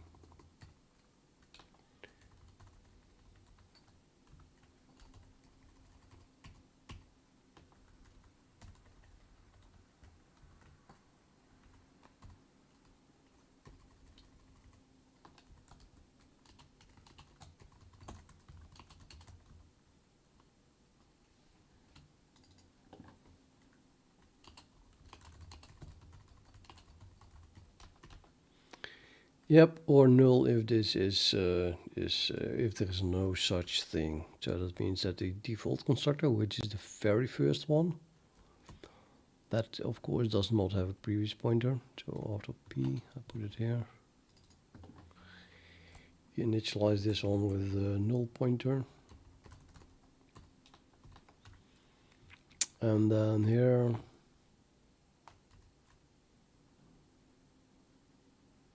Yeah, just pass by pointer, I guess. Let's just pass the pointer, previous. And then we have to zip.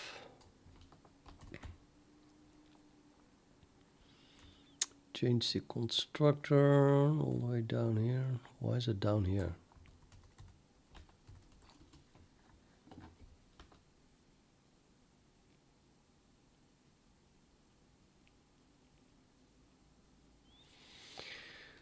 And then you start to wonder why we are passing an index. Because the index is apparently only needed to get previous thing.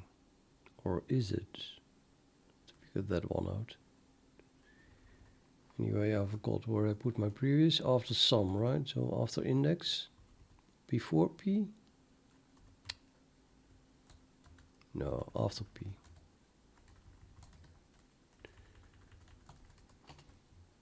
Previous underscore previous. Let's have a look at where I use my index. Index is stored. I use the index here for to get the prime. But this is no longer necessary because now we have previous underscore. Actually, it's now a pointer. Let's just use previous then. Some previous.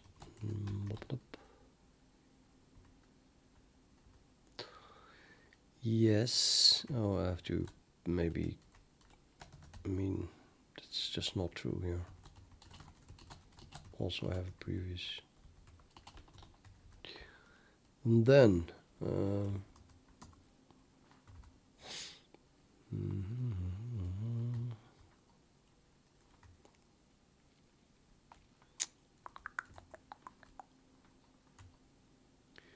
Index.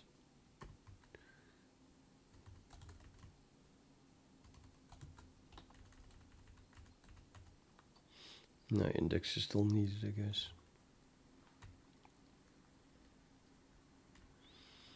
And then you have this next function.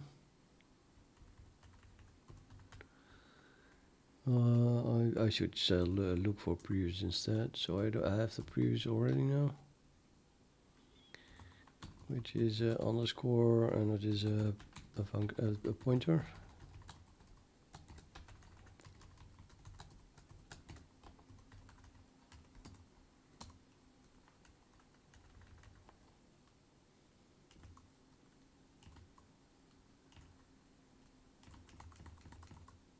Yep. And then of course we construct a thing somewhere. Let me see. We construct in main. I'm still putting those things in sieves. Yeah, that's not really necessary then anymore, right? So sieves. Start from the top. Previous sieves. I already have that, so that's not necessary. Or this what the hell? No, that's not necessary. So we can also here just do now previous underscore reset. And then all the sieves, we don't store the sieves anymore. And then that means that I have to make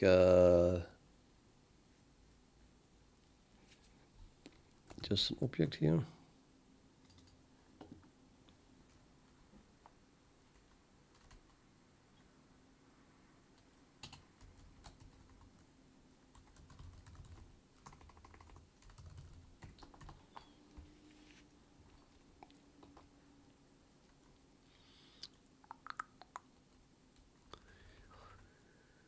And this gives me a sieve, but actually I did need a pointer. Okay, now it's getting confusing.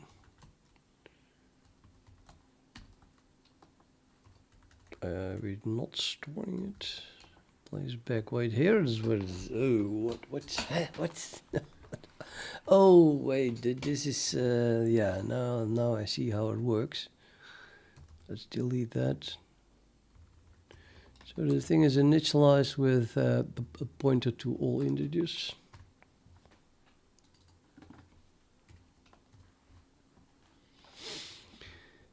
And then we print that out, and then here I create another one.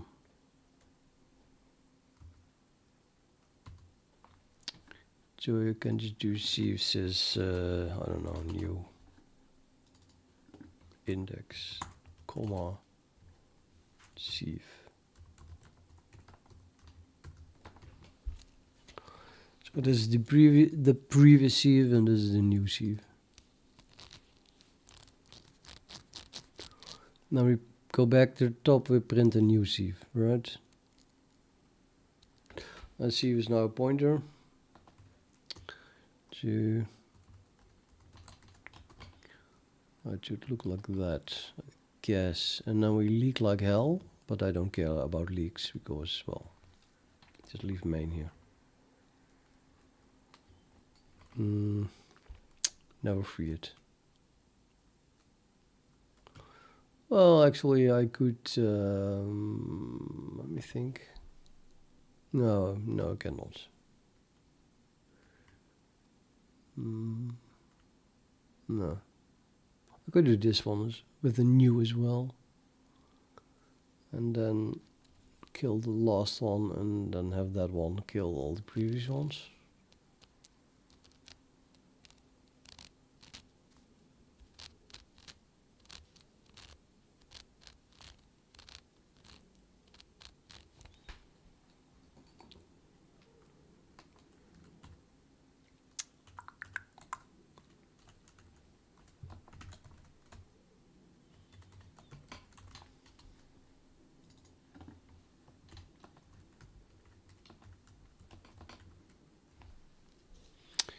Let's put them all on the heap anyway. Feels more clean.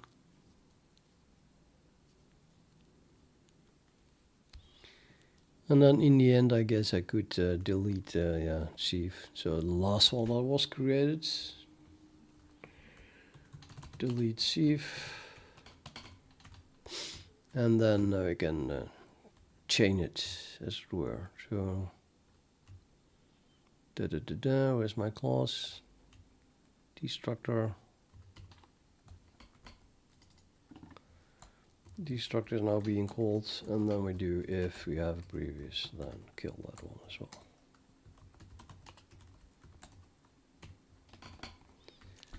Yep, that would work. Now I delete everything. By now I completely lost track of what I broke. I probably broke a lot. But isn't that the fun of it? Let's see if it even compiles. Doesn't compile. There is no sieve. New sieve const pointer to. I want to construct it as a non-const pointer because I want to call reset. Yeah, no, not really. I even want to call next on it, so it's totally non-const. Yeah. Well, this one is const, but well, the ones after that are not. Yay, segmentation error. But we already have two that are correct. These two are all both correct. I think that's pretty good.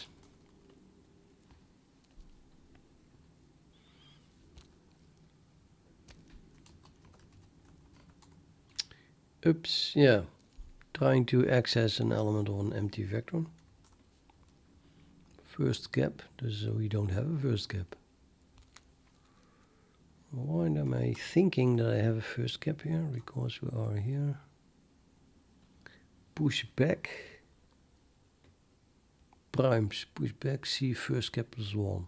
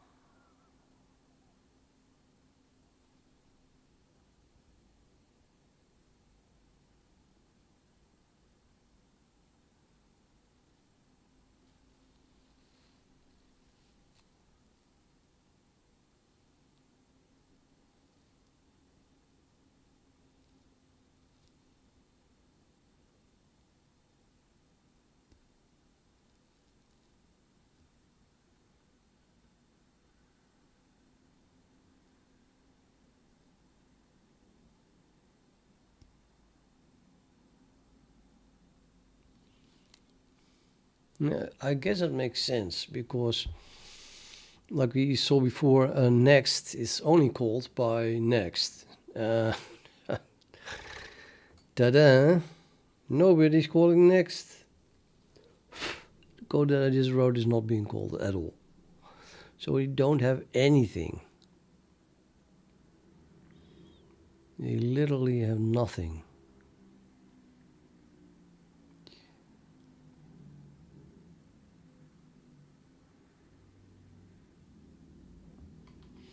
I think the trick was that I wanted to use a certain sieve to generate primes and then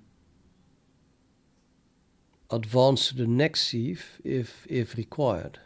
So maybe I shouldn't even do this. I should just ask for the next prime. That was the interface that I wanted. And then let the sieve figure out if a new sieve has to be generated.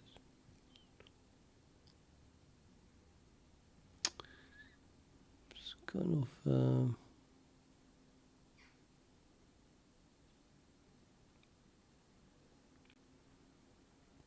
it doesn't feel nice to make that a change that big, while I'm still not convinced that this is bug-free at the moment. Well, it clearly isn't, but let's say the first gap would work.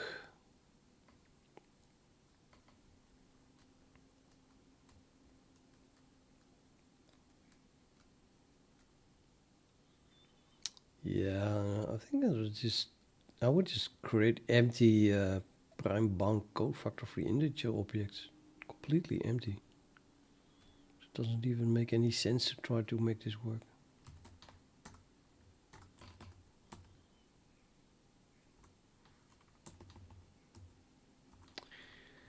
I'll have to change the interface. Let's do the following. I create this thing. Well, still have to put it on the heap because it's going to be freed by its parent or child, where it is. Primes push back 1. Oh, maybe that's necessary. It's not really a prime, so let's do that outside the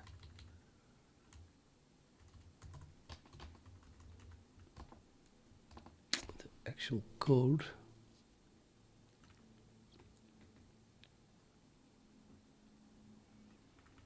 I have a loop here. Print the sieve. It also doesn't make much sense because the sieve is empty. Or should be empty.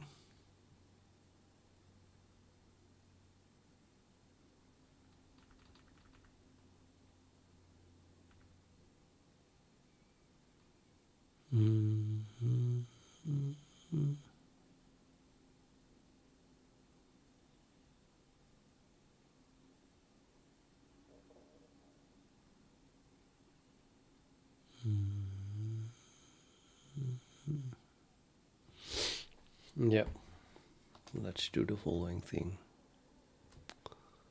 Not printing this. But then when am I printing it? I have to print it somewhere. Let's print it as soon as the thing is full or something like that. Let me see, when is it full? So we generate new gaps. That would be a pushback somewhere. This pushback here. And then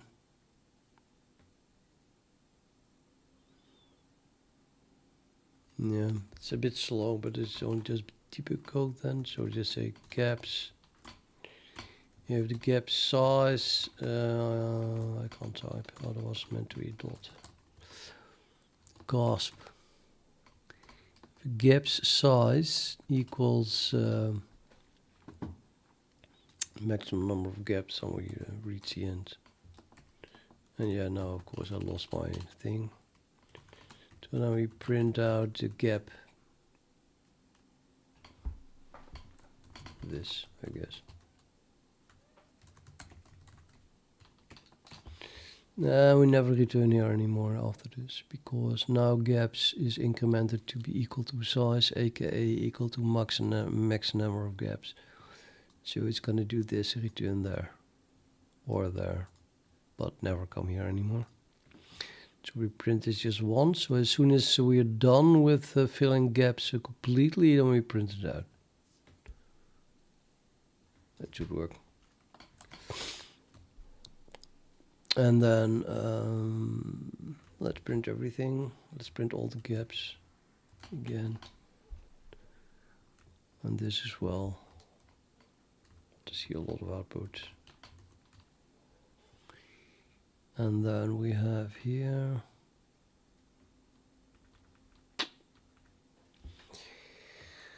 Let's say, what the is index doing? I don't need an index. I need nothing. I need a completely different thing here. Gun. Even this gun. Push back. Okay, let's push back. Let's just get the next prime. Next prime. Is that a good thing?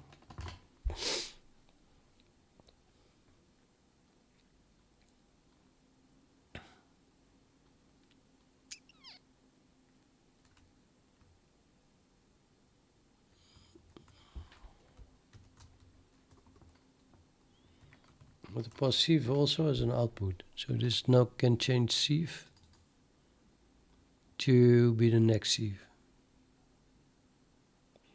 It's positive as a reference to a pointer.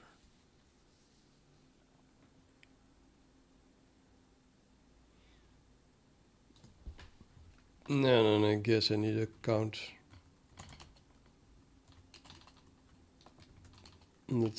Let's keep it simple and print the first first 300 primes. If that works, and it just works. I'm not printing them yet though. I need to store them because it's actually being used. It's like here. It's pretty bad, but well.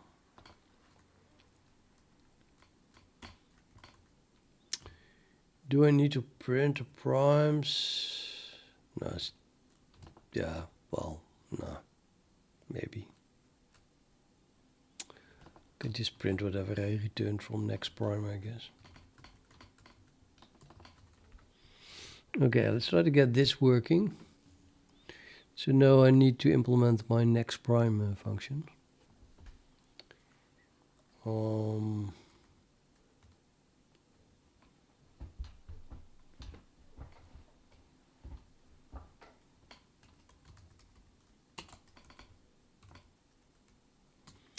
Next prime.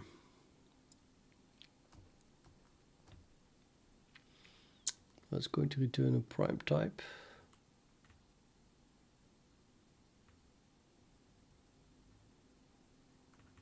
Cap, just put it there.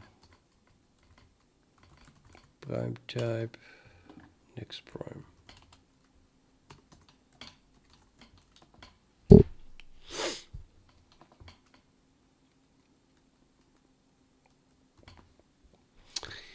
Right, how to do this?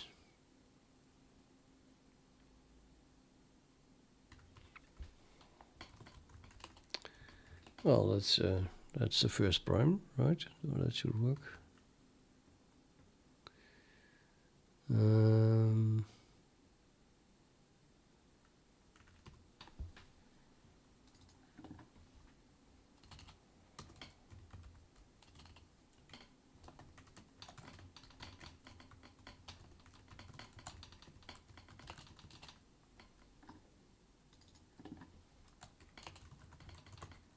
It's a bit much. Huh?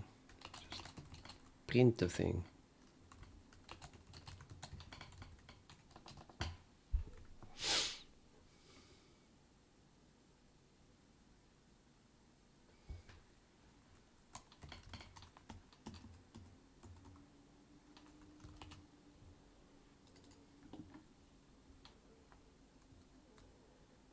I pass the sieve as well. Whoops, yeah.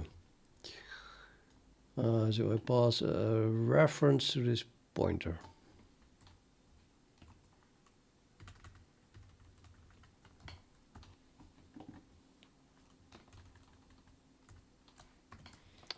We're not doing anything with that yet.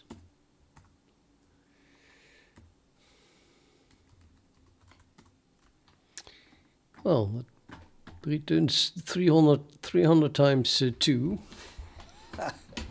Progress, yes. The first prime is correct. I knew it. And now we think.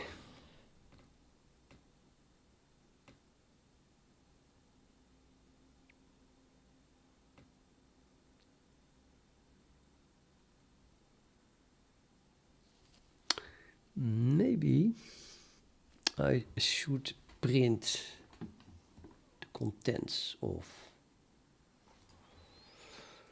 my current object because we're debugging. We have no idea what we're doing. Next prime. So here we have standard cout entering next prime with, well, a sieve. I'm just going to print it like that because that's the current sieve, right? I mean, that's also this pointer. Maybe I should, yeah, well, I don't know.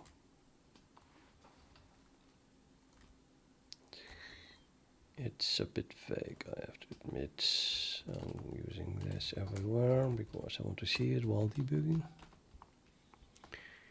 And of course, really, it's a pointer to the thing. Print it like that.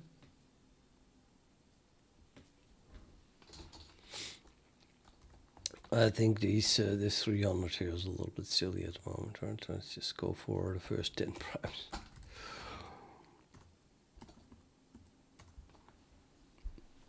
Okay, so now we see what we're doing. We are entering the object that consists of... Oh, I should add a clause if I do that.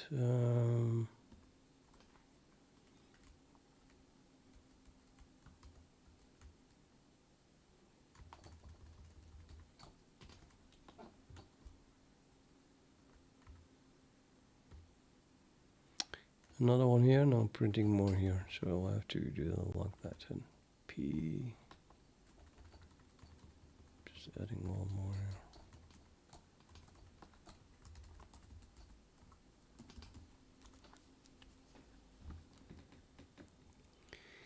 Yeah, okay, so this is just an example. The actual contents are just this.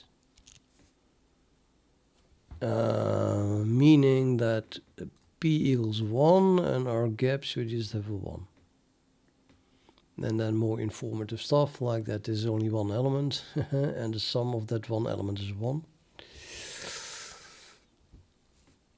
How is that going to give me the next prime? Well, that's fairly easy.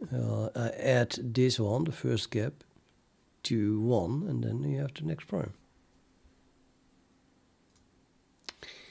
But if then I call it again, how do I know that I want 3? I have to remember that I already returned 2, of course.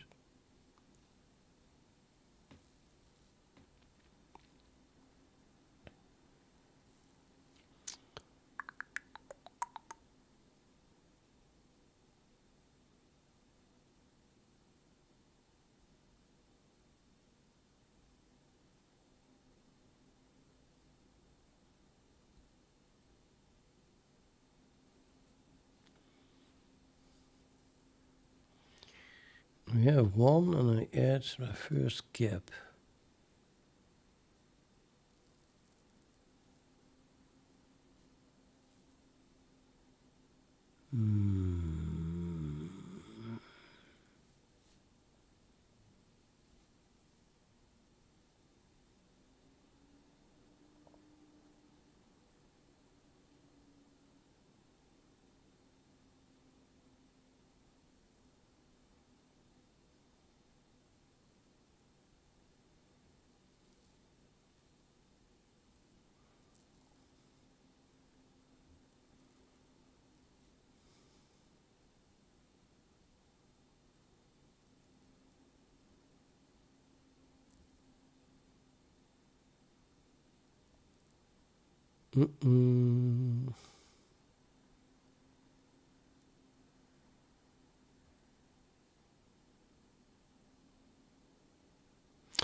Oh, of course. Yeah. Haha. It's current. That's what it is.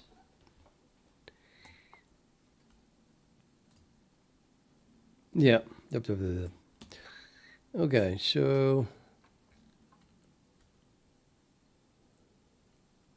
next prime.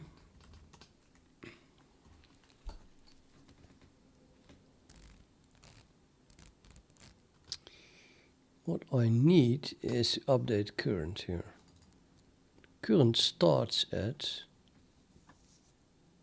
1 and I want to increment it.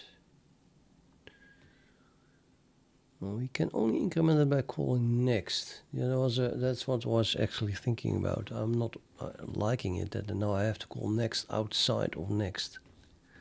Isn't that going to like interfere like hell? Or maybe I can call next. Yeah, well, yeah. I can call next on the current sieve, I think. Because there is no parent sieve yet. So I should only not call next on the sieve that I pass to another sieve. And I haven't done that yet. So I can call next all I want. That's a big trick here, I think. I was worried about that, but yeah, that's what I can do. I can call next on sieve, whatever I want, until I create a new sieve. But then I call next on that new sieve. So there are no problems. It's super recursive. It's like so recursive that you don't understand what's going on anymore, but it's the fun of recursive. So the trick here is that we have to call next and then return current, I think. Sieve is just this pointer, right? So we'll add it. On assert even. Nah, assert. I don't know. Assert, slow down. I want things to be fast. All this equals sieve. For now.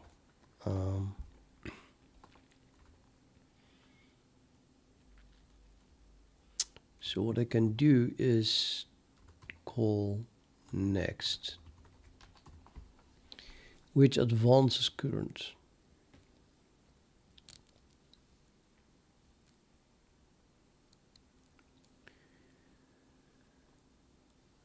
Okay, what happens?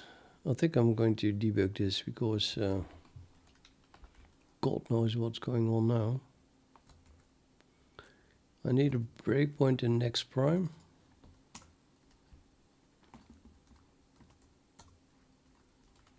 Oh, what the hell? Comparing distinct pointer types. Oh, sieve is already a pointer. So we run GDP. Down. Just one, and then I need a breakpoint in next prime here. Break. Can I do next prime just like that? Wow, it's amazing. Run. Next. Okay, there we are. Now we start with, current is currently 1, obviously. And we call next. What does that do? Well, gaps is empty. Yeah, we don't have. Oh, we already initialized it. Wait a minute.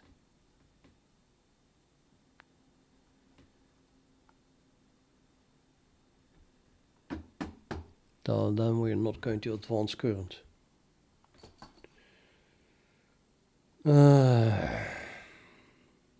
Okay, so it's just going to return a gap then.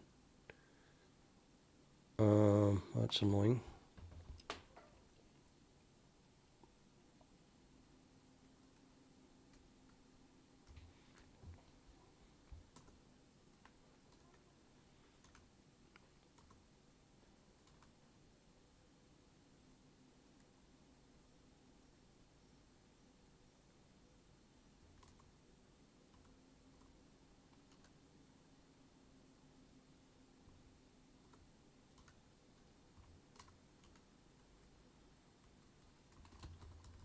Current still 1, of course.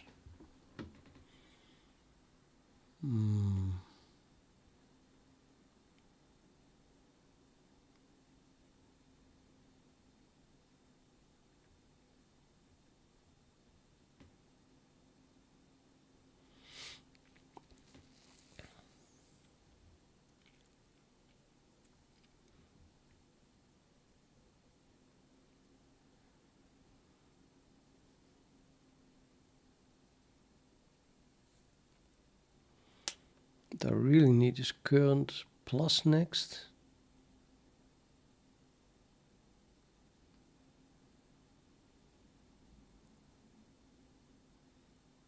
Or is it going around and around at some point? Unlikely. I'm not sure. I think.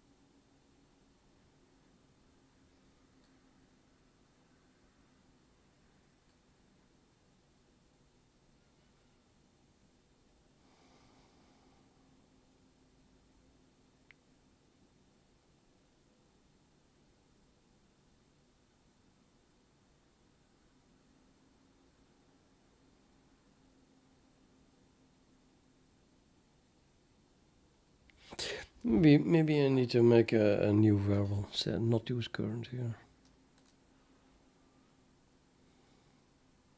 It's more like current prime, actually a prime.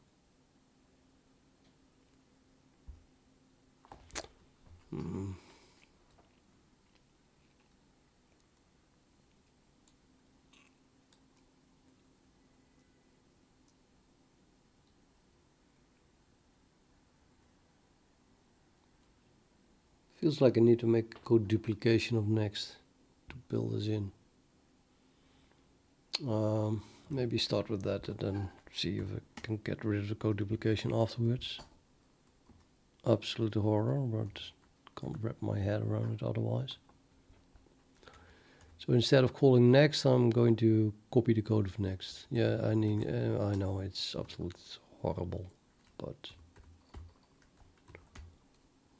then at least I can change it without fucking up next itself.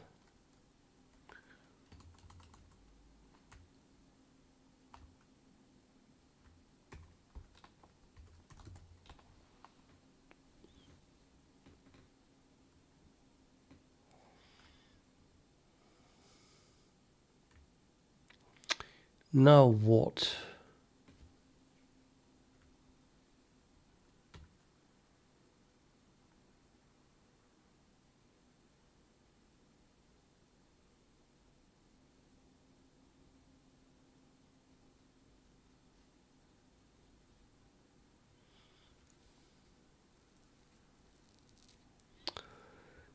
I need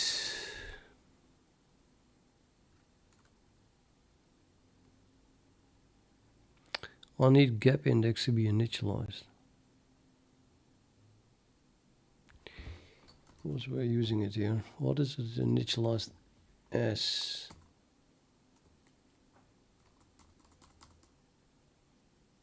It should be initialized to 0. I did not call reset. It's not initialized at all. Really? Yeah, then I have to call reset probably from the constructor. Could of course set it to 0 here. It has the same effect.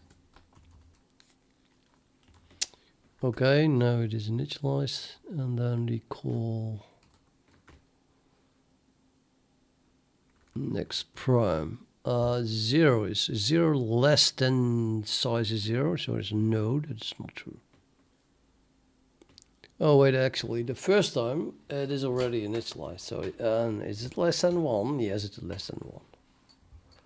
Maybe that's the whole problem here. But no, I have to bootstrap. I need a bootstrap, so it's going to be like that. And then I have the next gap. But what I really need is the next prime. I can use current anyway. I think I can use current. So repurpose current.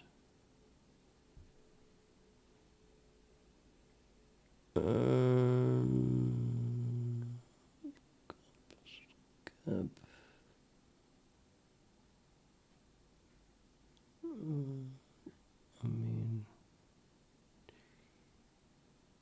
Oh, right.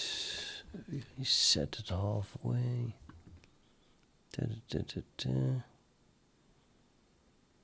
Current is...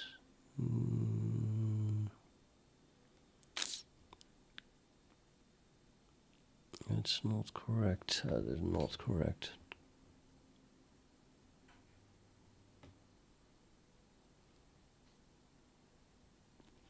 Current should be the summation of 1 plus all existing gaps.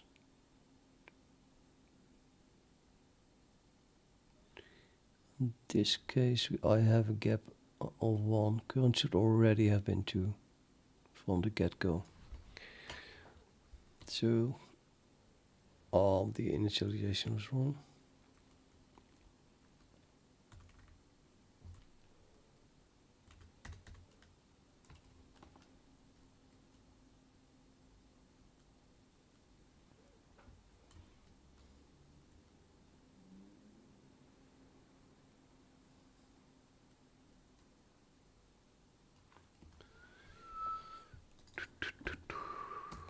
Right, so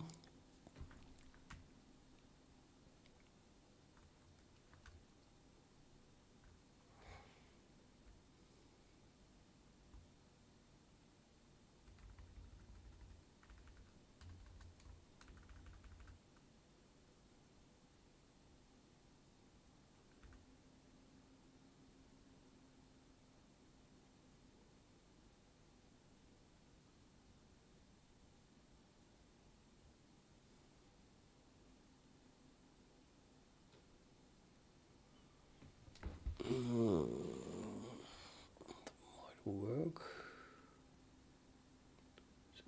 At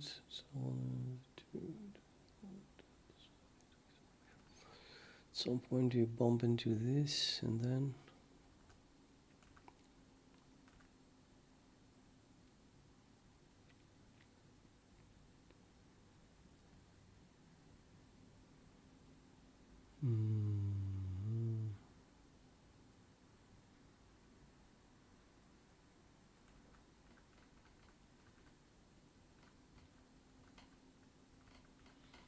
what happens if I bump into that? It should never happen. It should never happen, I think. Okay, let me add a comment here. This is code duplication of next, but validly adjusted to generate the next prime. Assuming there is no next.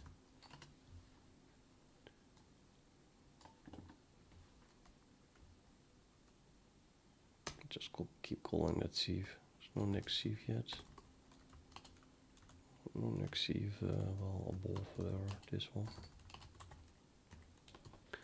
It's a bit too vague, isn't it? But okay, that means that if we return without actually changing anything, well, I did change something. I incremented the index here.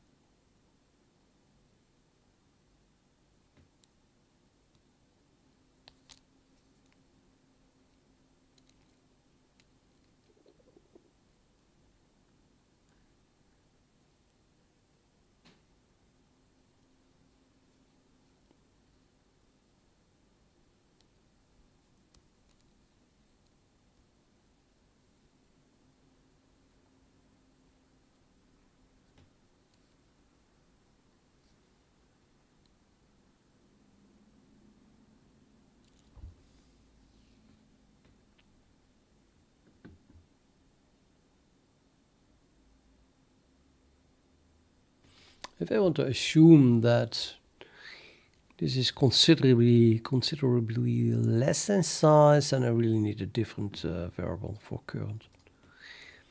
But I have the feeling that I can just abuse current.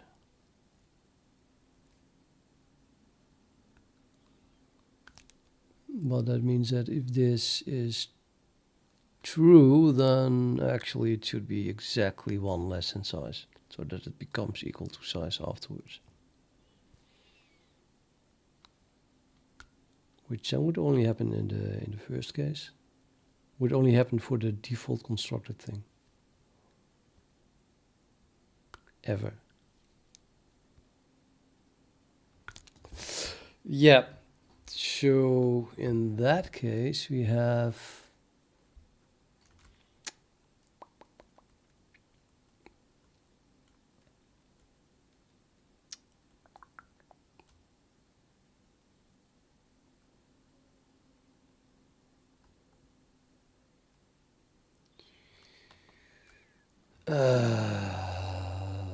in that case I can just use current, but have to increment gap index to comment this should only happen for the first default constructed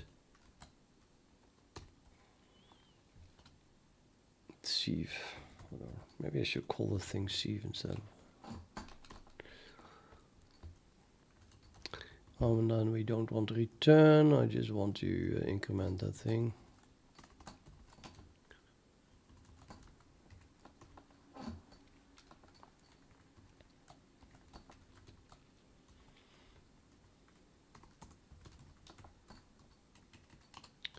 So current is already 2 in this case. So then we're done. Otherwise, we do all of this up till where we copied that thing.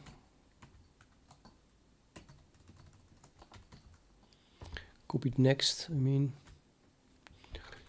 So otherwise we are here, and now is this ever going to happen? I don't think so.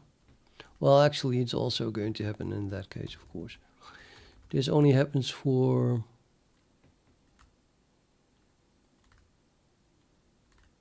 this should only happen for maximum number of gaps equals 1. And in that case I want to do, so let's run on, that should only happen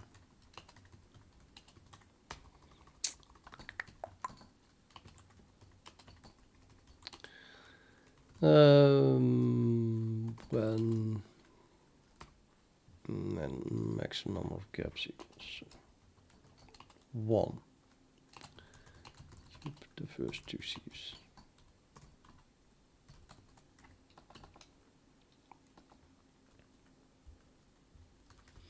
Again, we don't return anything, but we are done with current because of this, and therefore I can repurpose it by incrementing current with 1.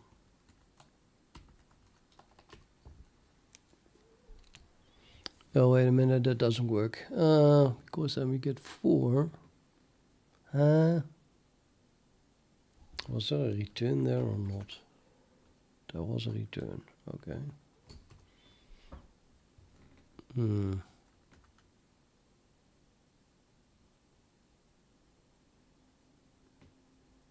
Oh yeah, no, wait a minute. So that means, wait a minute. Oh shit.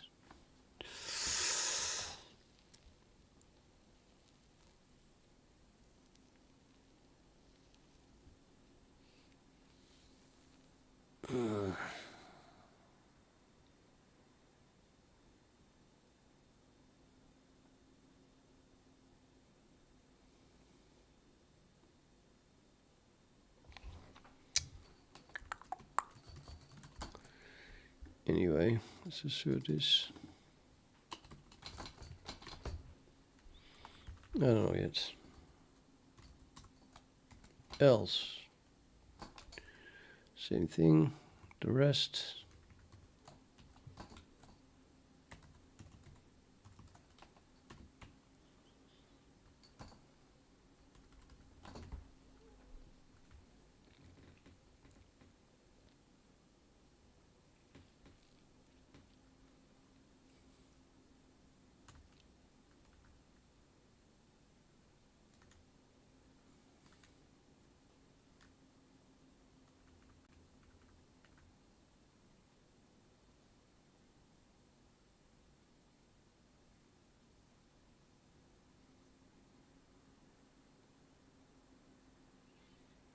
Yeah, I think in this case we actually update current, so we can just use it.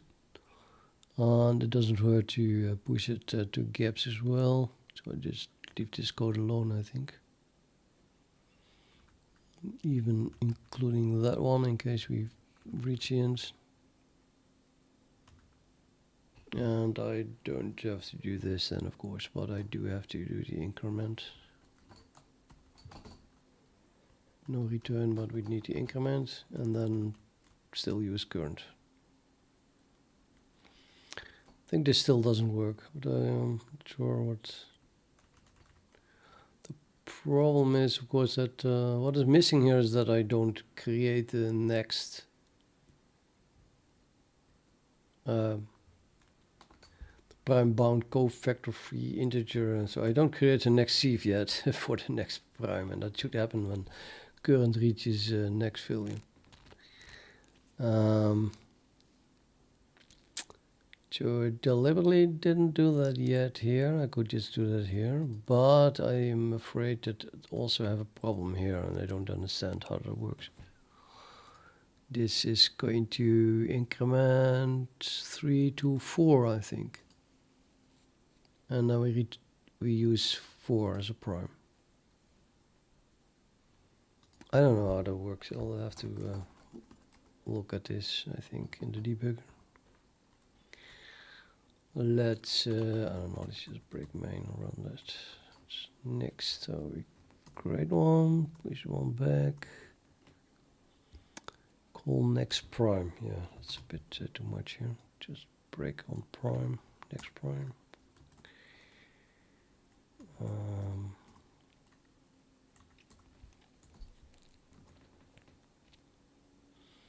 So this is a fully, it's a default constructed first thing, which just has a 1 as gap. And it's fully initialized, so we don't need to generate that gap, it's already there. So this is going to be true. Gap index 0 is less than 1. And then I increment it to 1. And then we set prime to current, which is already 2. Done that. And then we had 2. And then the next time we get there, we say, now current is still 2. But now gap index was incremented, so now gap index is no longer less than the size. Because index is now 1 and the size is also 1. There's only one thing, it's little here the size. So this is not true. And then it says, is gap index equal to the maximum number of... Oh, it should have printed that as well. Why is there no maximum printed here? Maximum number of gaps is, well, 1. We are completely done. So yes, this is true.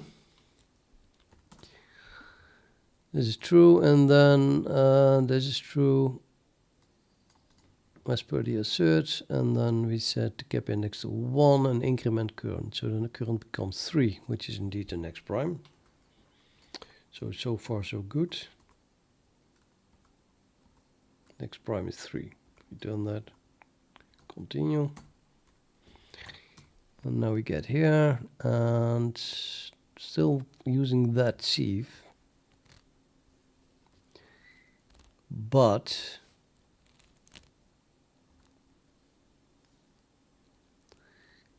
gap index is now still 1, I guess. So it's still equal to maximum number of gaps. So we're still done. So we still don't generate a new gap, which is all fine. And just going to add 1. But adding 1 again and again gives us now 4. And I'm not detecting that. It's like I should have been executing the code of the next sieve already.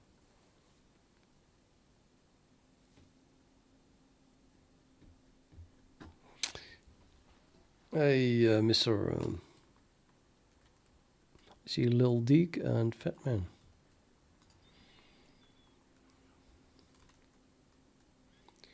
Yes, how is life?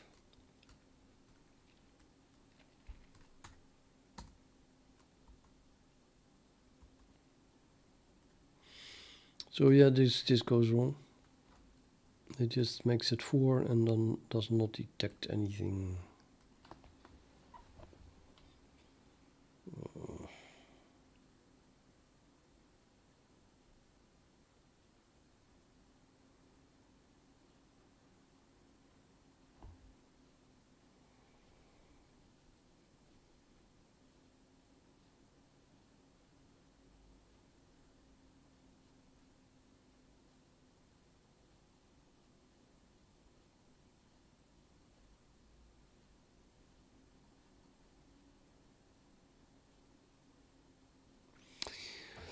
I think that the problem is simply that I didn't leave this sieve here. I should have created the next sieve already. Maybe even the first time.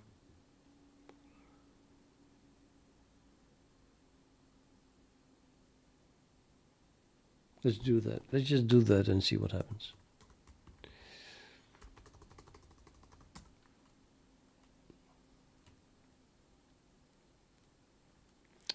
So here it says like this should only happen the first time, yeah. So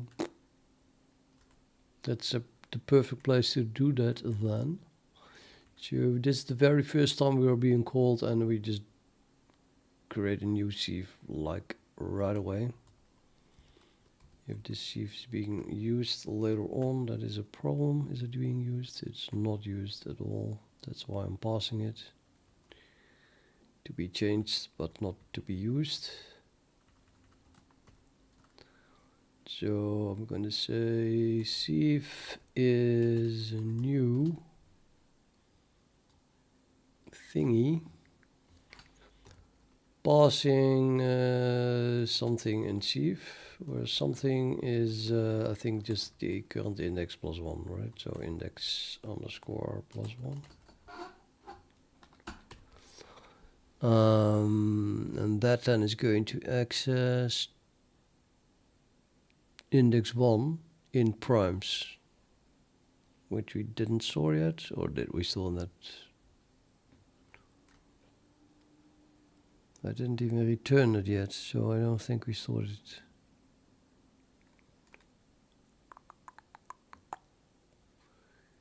Oh boy, that's so incredibly annoying, isn't it?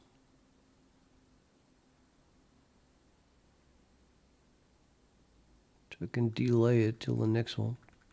Then at least I have my 2.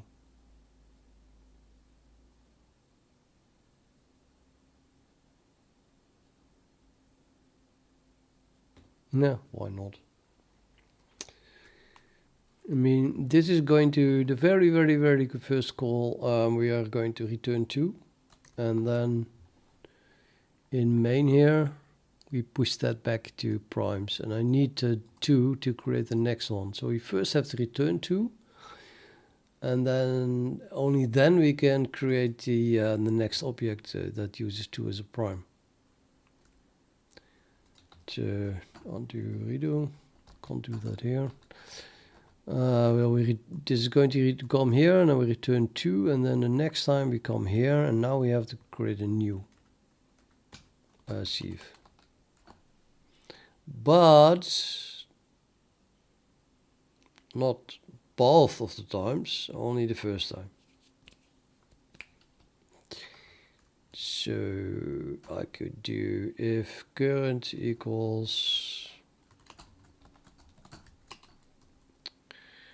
well, current was 2, so now it becomes 3, and then we create a new one.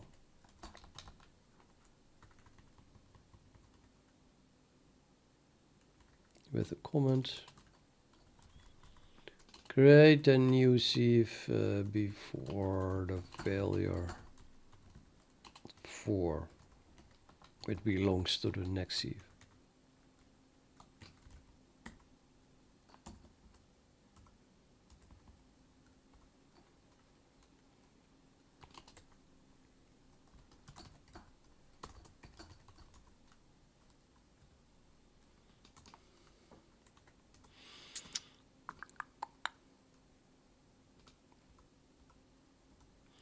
Next prime is 2, return, continue, next.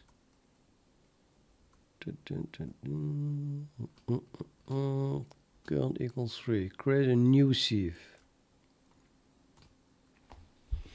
Now create a new sieve. I can even print it. The new sieve looks like this. P equals 2. And we already know that sum is going to be 1. We are going to have only 1 gap, but we don't have calculated any gap yet. And current is initialized at 2.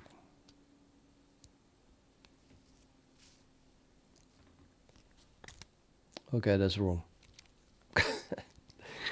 Yeah, no. I cannot change that.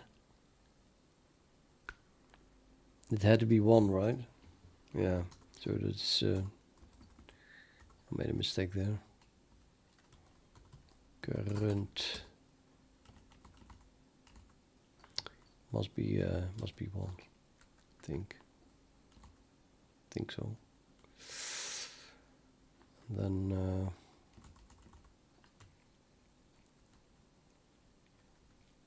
I just set it to 2 here.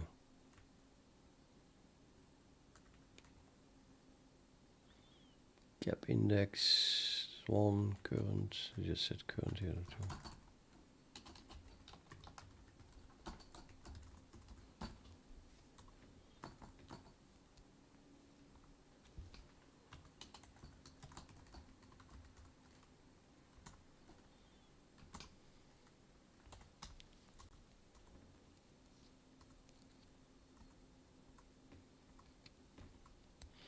Create a new sieve. Print the sieve.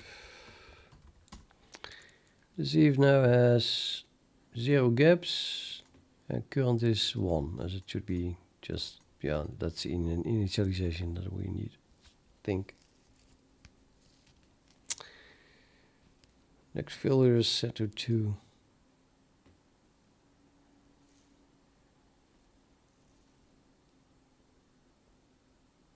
Yeah, that's equal to P.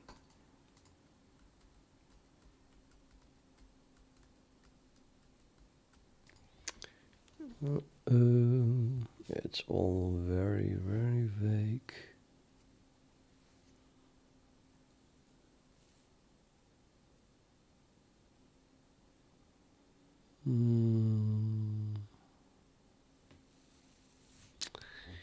It's all not working at all, actually.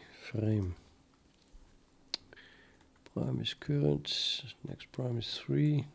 Continue. So now we're being called with segfault.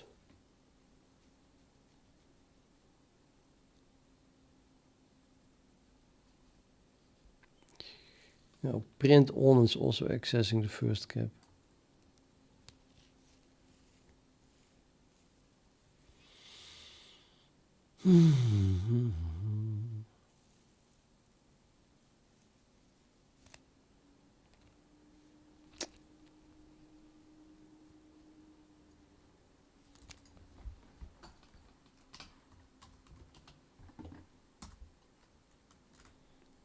And is that...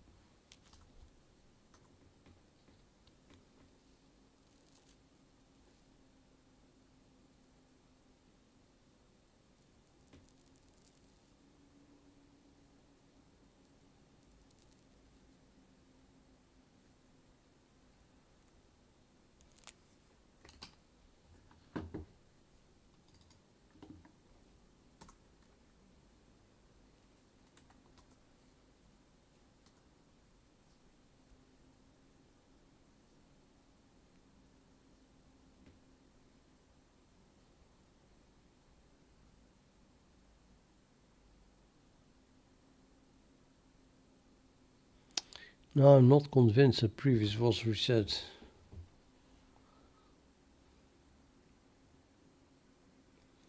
I don't think it was.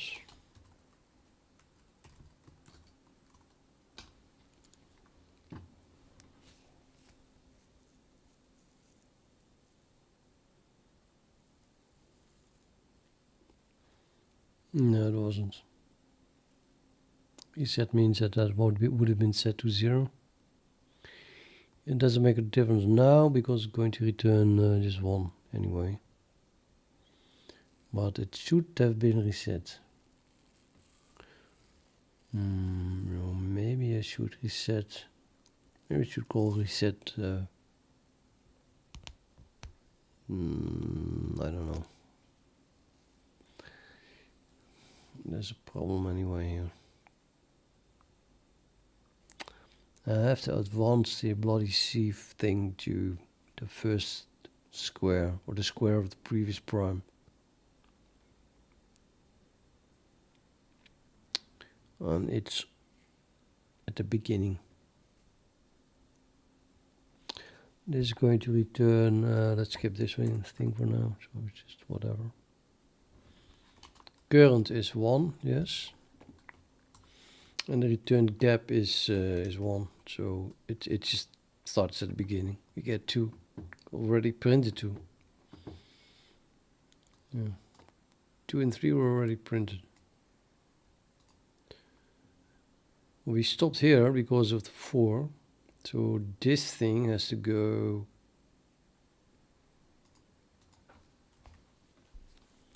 to 4 actually. So this is next failure is correctly 4. Oh, it's 2. Oh, wait a minute. Okay, well, it doesn't print 2, this one. But yeah, we should already have skipped this one. So you get next, gap plus, next failure, push back the gap.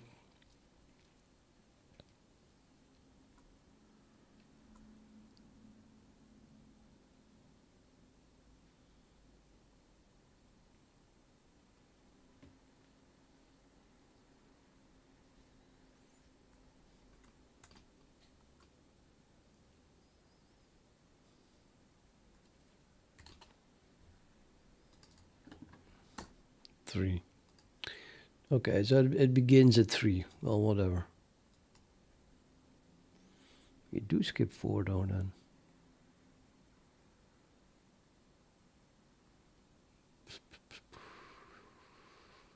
What? No. What is next failure then? Next failure is 4. Huh?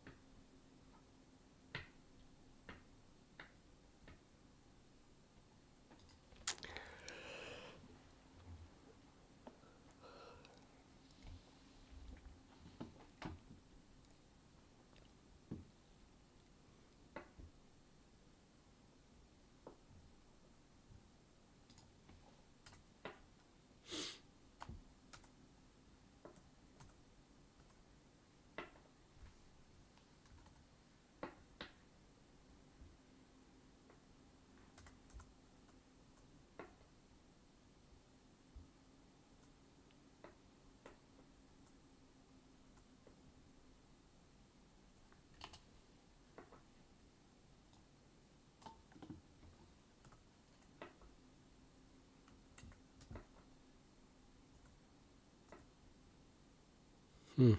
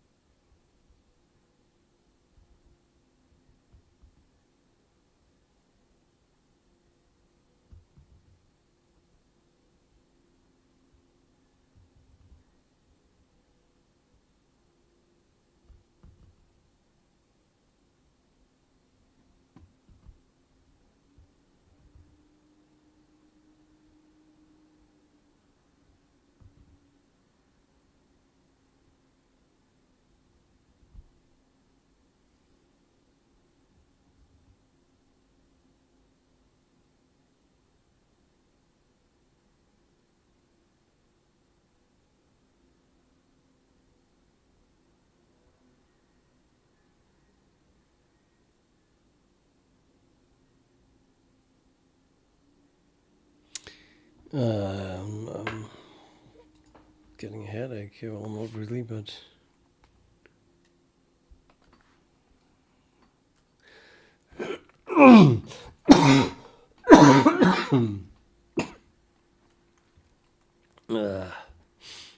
COVID-23.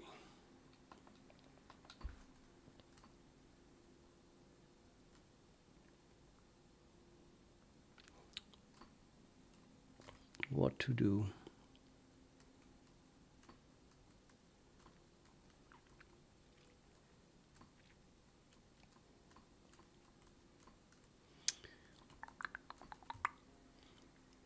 I think this is mostly wrong, maybe.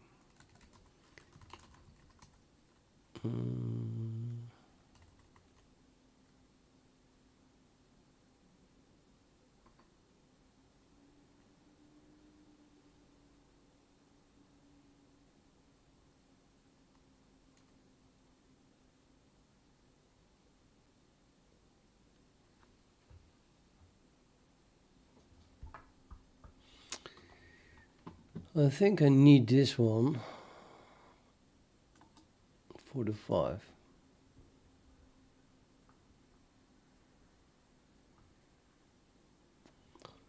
So wouldn't it be nice to just construct it?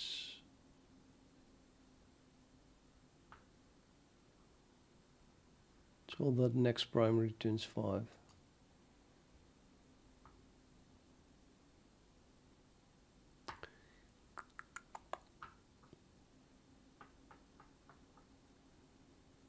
And here I need it for the 11.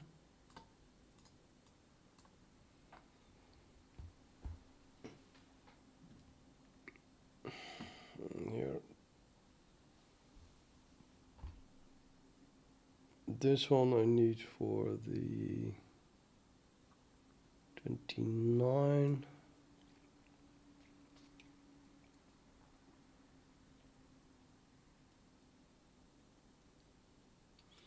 The startup of these things are so. I mean, I just wanted to, for the heck of it, I wanted to start with nothing, and then make code that works from the start.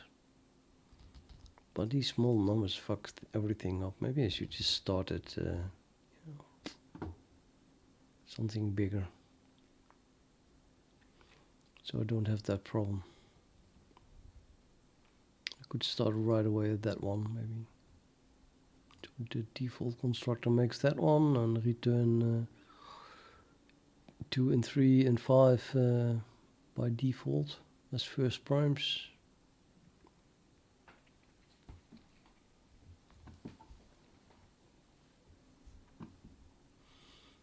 Actually, all the way up till 23. And then this one is needed for 29. What does that mean?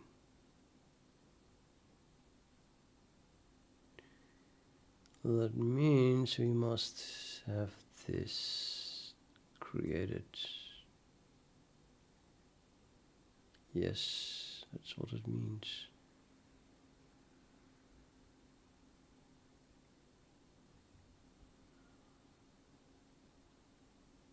Not that one.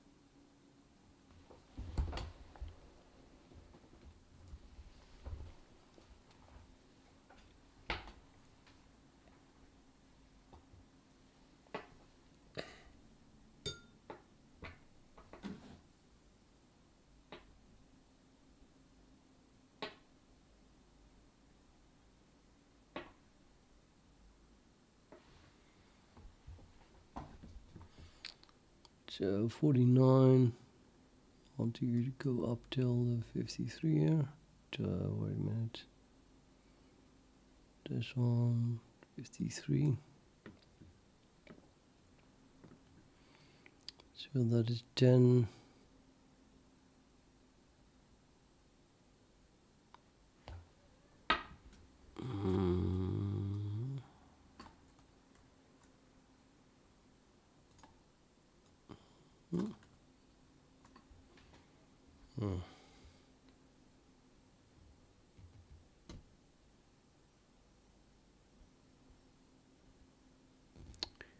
So 11, 13, 17, 19, sorry. 11, 13, 17, 19, 23, 29, 31, 37, 41. Okay. 43, 47. Yeah, I get it.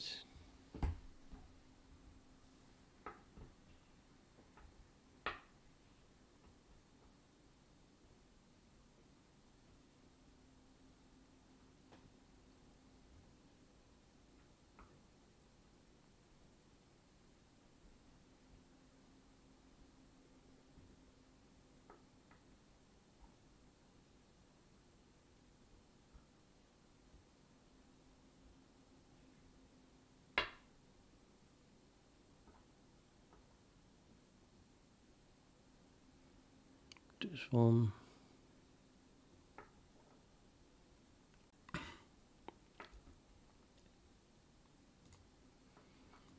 Mm.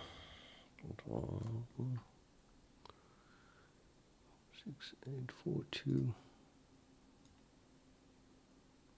Guess up till the 14.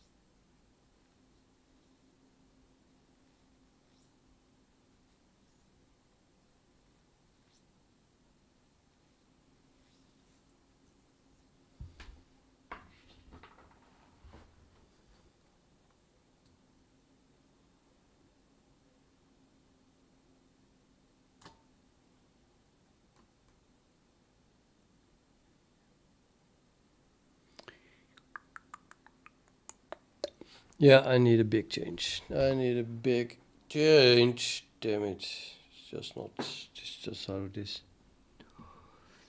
I don't want to. I don't want to generate these gaps. I just want to start right there.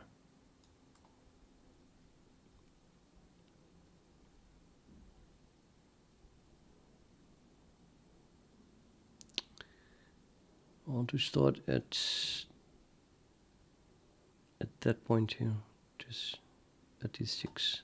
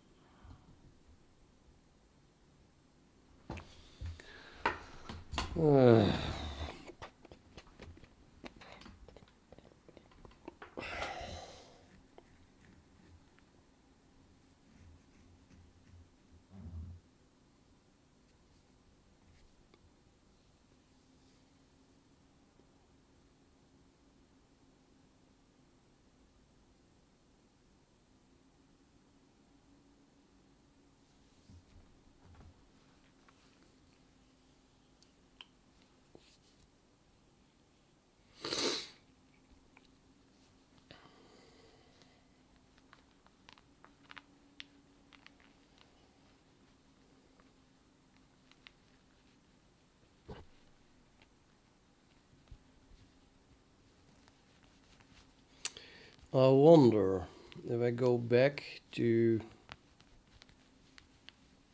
previous thing, which I cannot even do because I didn't make a copy and I'm not using Git for it.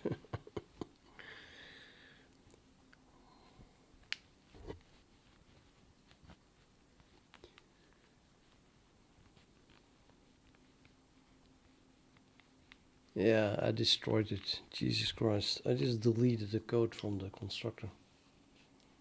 I deleted everything. I'm a complete idiot. Still have it on video. That's about it. I can look at my own stream to see what the code was. Oh boy.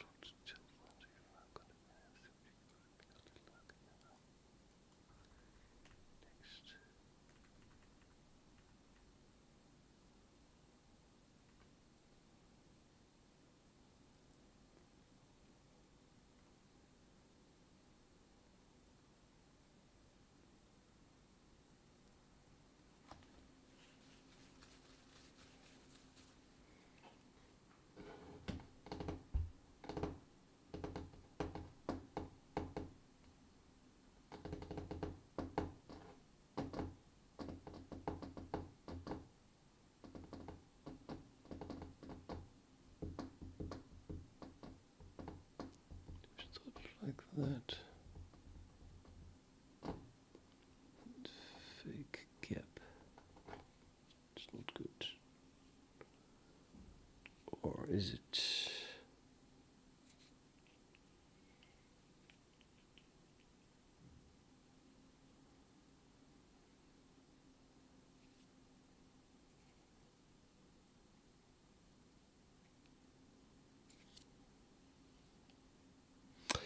Okay, and I need to eat as well, and my viewers have dropped to 2, 1. So I'm going to eat. And then I'll continue later.